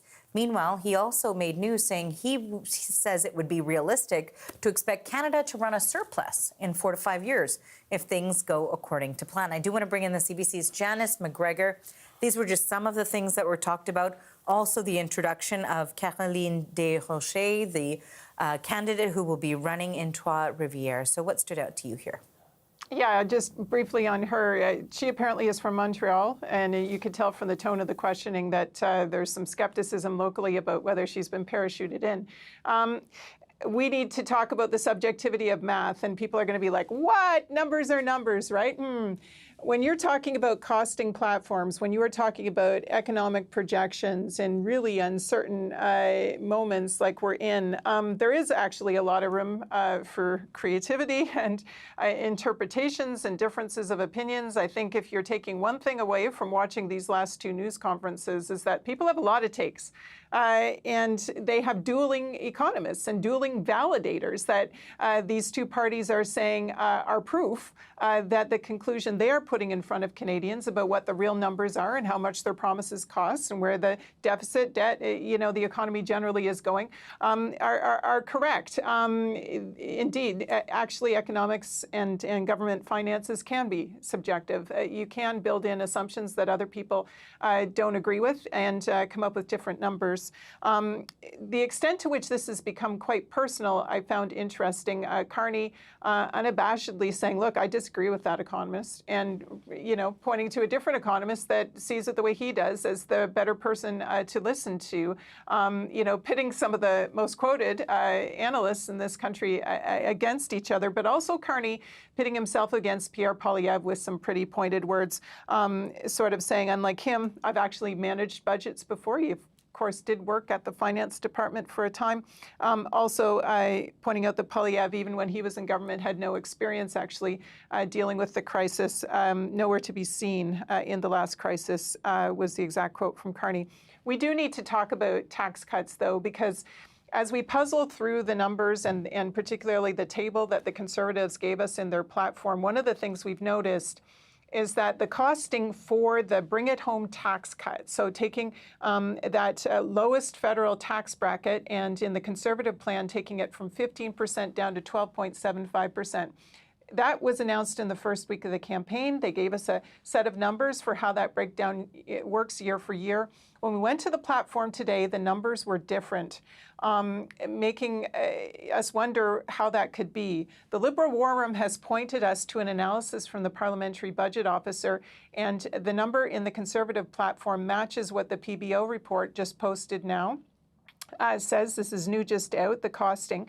But significantly, what it tells us actually is that this tax cut wouldn't fully be implemented until 2028 in the Conservatives' plan. And actually, in the first year, it's only a tax cut down to 14.25%, less than 1% in the first year.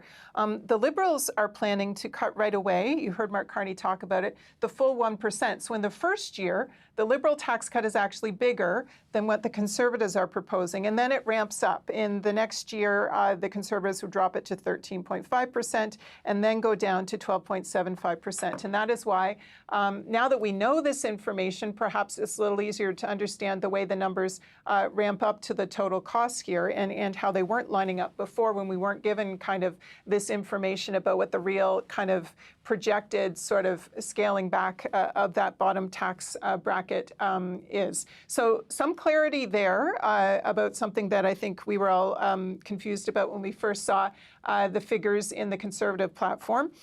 Interesting to note that the tax cut hit right away. If you see that as dopamine for voters or the economy, it would actually be bigger with the Liberals right away, but then it would stop, whereas it would keep going with the Conservatives. That's something to consider as a voter.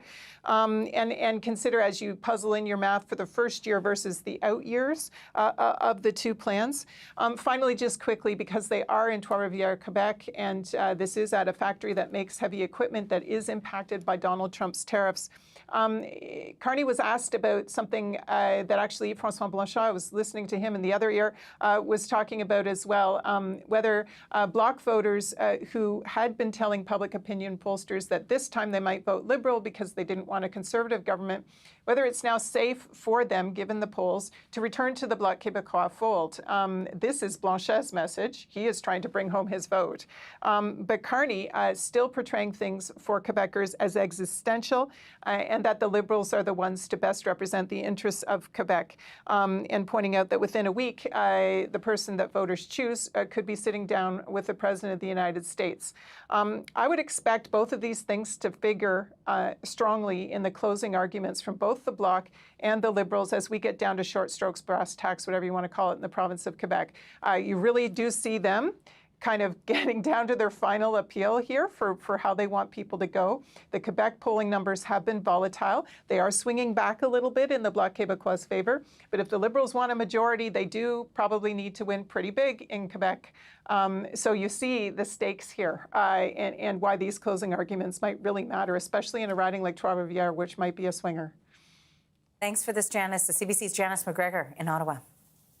We do want to take our viewers now to Vancouver. The NDP leader has been taking questions at a campaign event. Here is Jagmeet Singh.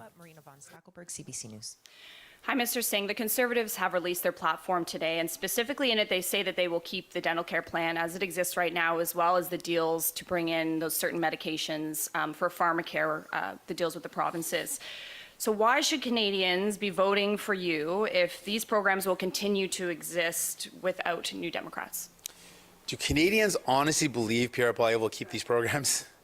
I mean, if you just, not to go back too far, he voted against dental care, he voted against pharmacare. When asked, he said dental care doesn't exist. He said pharmacare doesn't exist. He says these things aren't working, that they're not being delivered. He's fought against them, he's opposed them, and now we're to believe that he's somehow going to defend them? I mean, I think people know what Conservatives do. And if someone tells you they're against something, they vote against something, they oppose something, they criticize it, and now on the eve of an election they tell you that, oh, they're going to keep it, Canadians know better. They know that that's not true. But what is, I think, more surprising is the fact that Mark Carney, when people take a closer look, is also proposing these massive cuts. And so for people in BC, I want you to know, you've got the power to stop one party from having all the power. You've got the power here in BC to say, you know what, we're not going to give Mark Carney all the power. We're not going to give the Liberals all the power. We're going to elect New Democrats to stand up and fight for us. BC, you've got that power. You've got the ability to make that difference. And in this election, if you use that power, you can send folks like Don, you can send folks, other New Democrats who are going to fight to defend what you believe in, what you hold dear. Yeah. Est-ce qu'on va vraiment croire que Can Pierre we really Poilievre va believe that garder Pierre les Poilievre soins, will des soins keep dentaires, les autres soins? the programs like dental Parce qu'il a care voté contre ces and mesures pharmacare? dans le passé. The fact is, he voted against these programs in the past. He voted against dental care. He voted against pharmacare. He criticized these programs. He said these programs don't work. And he said they don't exist, even though we had evidence that people had received that support. He said, no, those programs don't exist. So this is not someone who we can believe will keep these programs in place. He criticized them. He voted against them in the past. So I think it's clear. That's what the Conservatives do. They cut. But what is surprising is that Mark Carney is also proposing cuts. So my message here in British Columbia for Francophones and Francophiles here, you have the power to put a stop to the idea of one party holding all the power. You can send New Democrats to Ottawa to defend what you hold dear. Called on NDP supporters to elect New Democrats, in your words, to hold the line in Parliament. Last night, former NDP MP Libby Davies talked about the 90s, where she said that the party had lost official party status, and said that, people who are knocking on doors should bring that message of the importance of having that party status. So how confident are you at this point that the NDP can return to Parliament with at least the same number of seats you left with?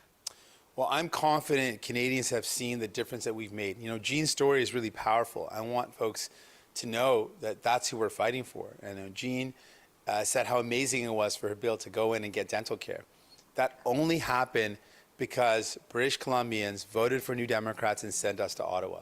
All the things that we have in this country that we're proud of, our health care, our pensions, our old age security, even our employment insurance, these all came about when Canadians voted for New Democrats. You put your trust in us and we delivered. And because you put your trust in me and Don and our fellow New Democrats, we were able to deliver dental care, the first steps of pharmacare, anti-scab legislation, protections for workers, 10 paid sick days, childcare. These are things New Democrats delivered.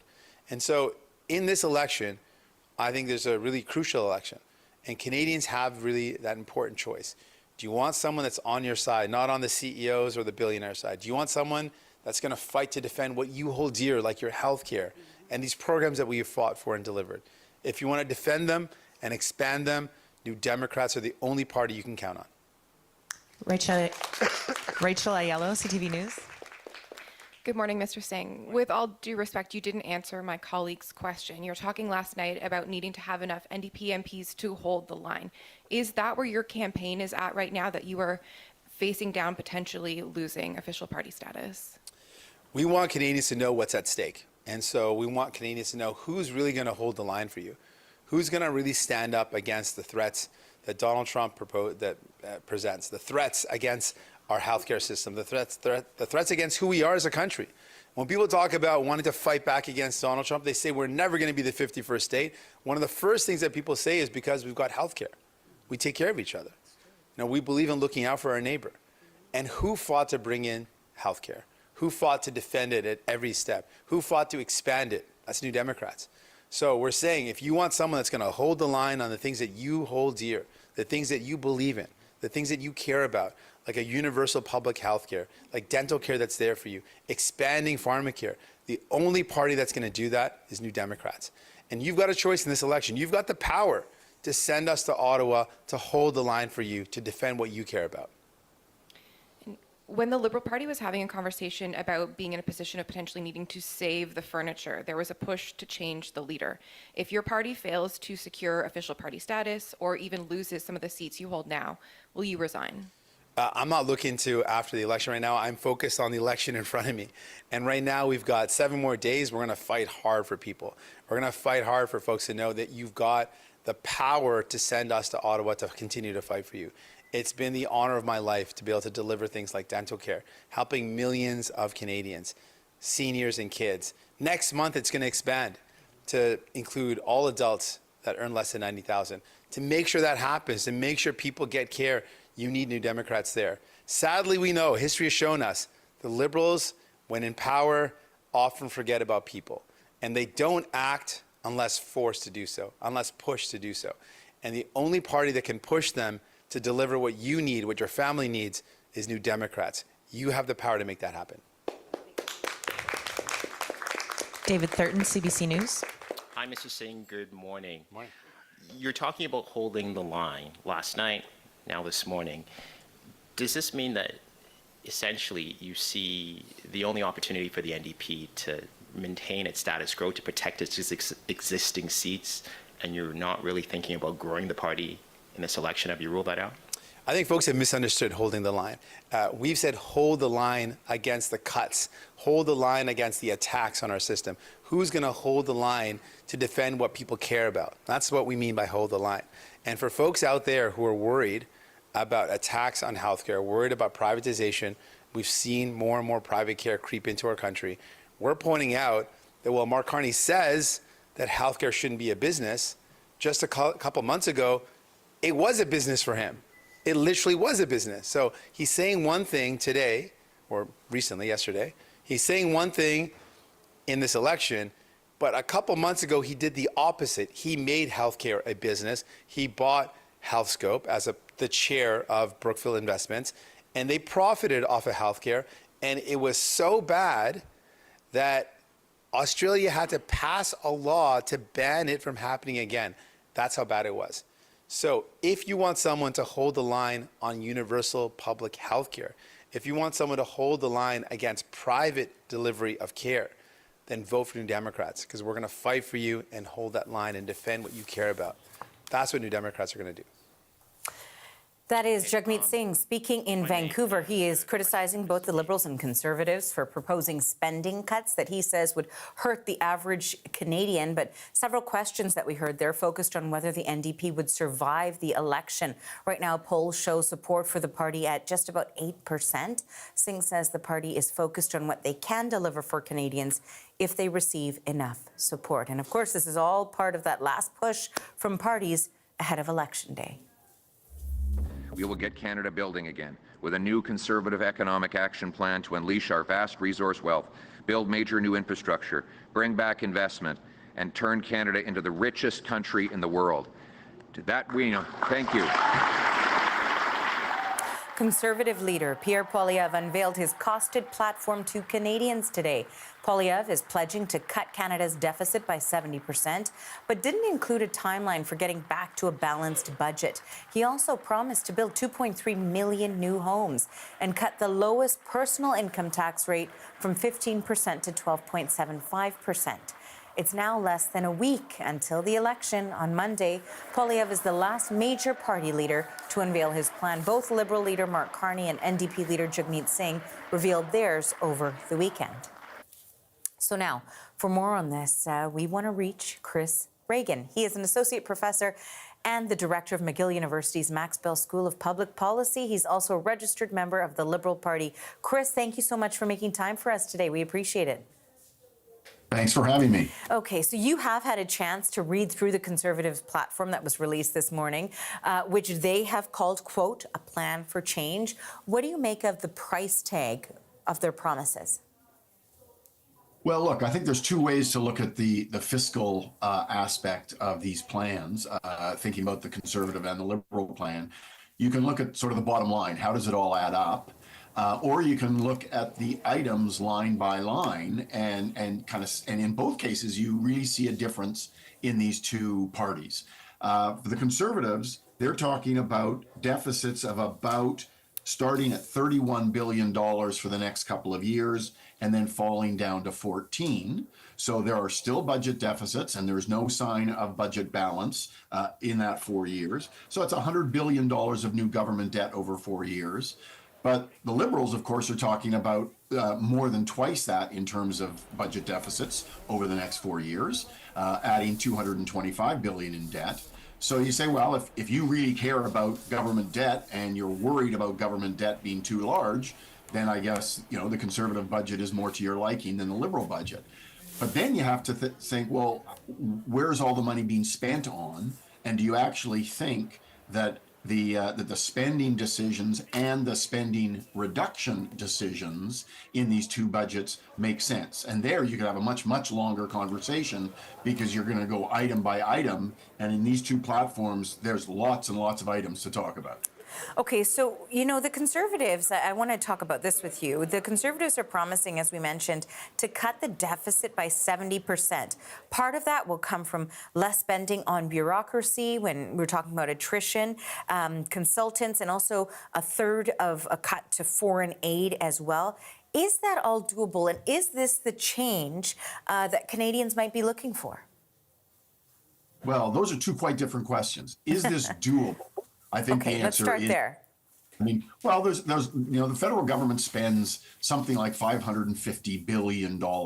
If you actually every year, if you identified the things over which there's really discretion, it's a number more like $150 billion, where it would be easier to cut. So I'm taking out things like transfers to provinces, which are very large, or even transfers to individuals.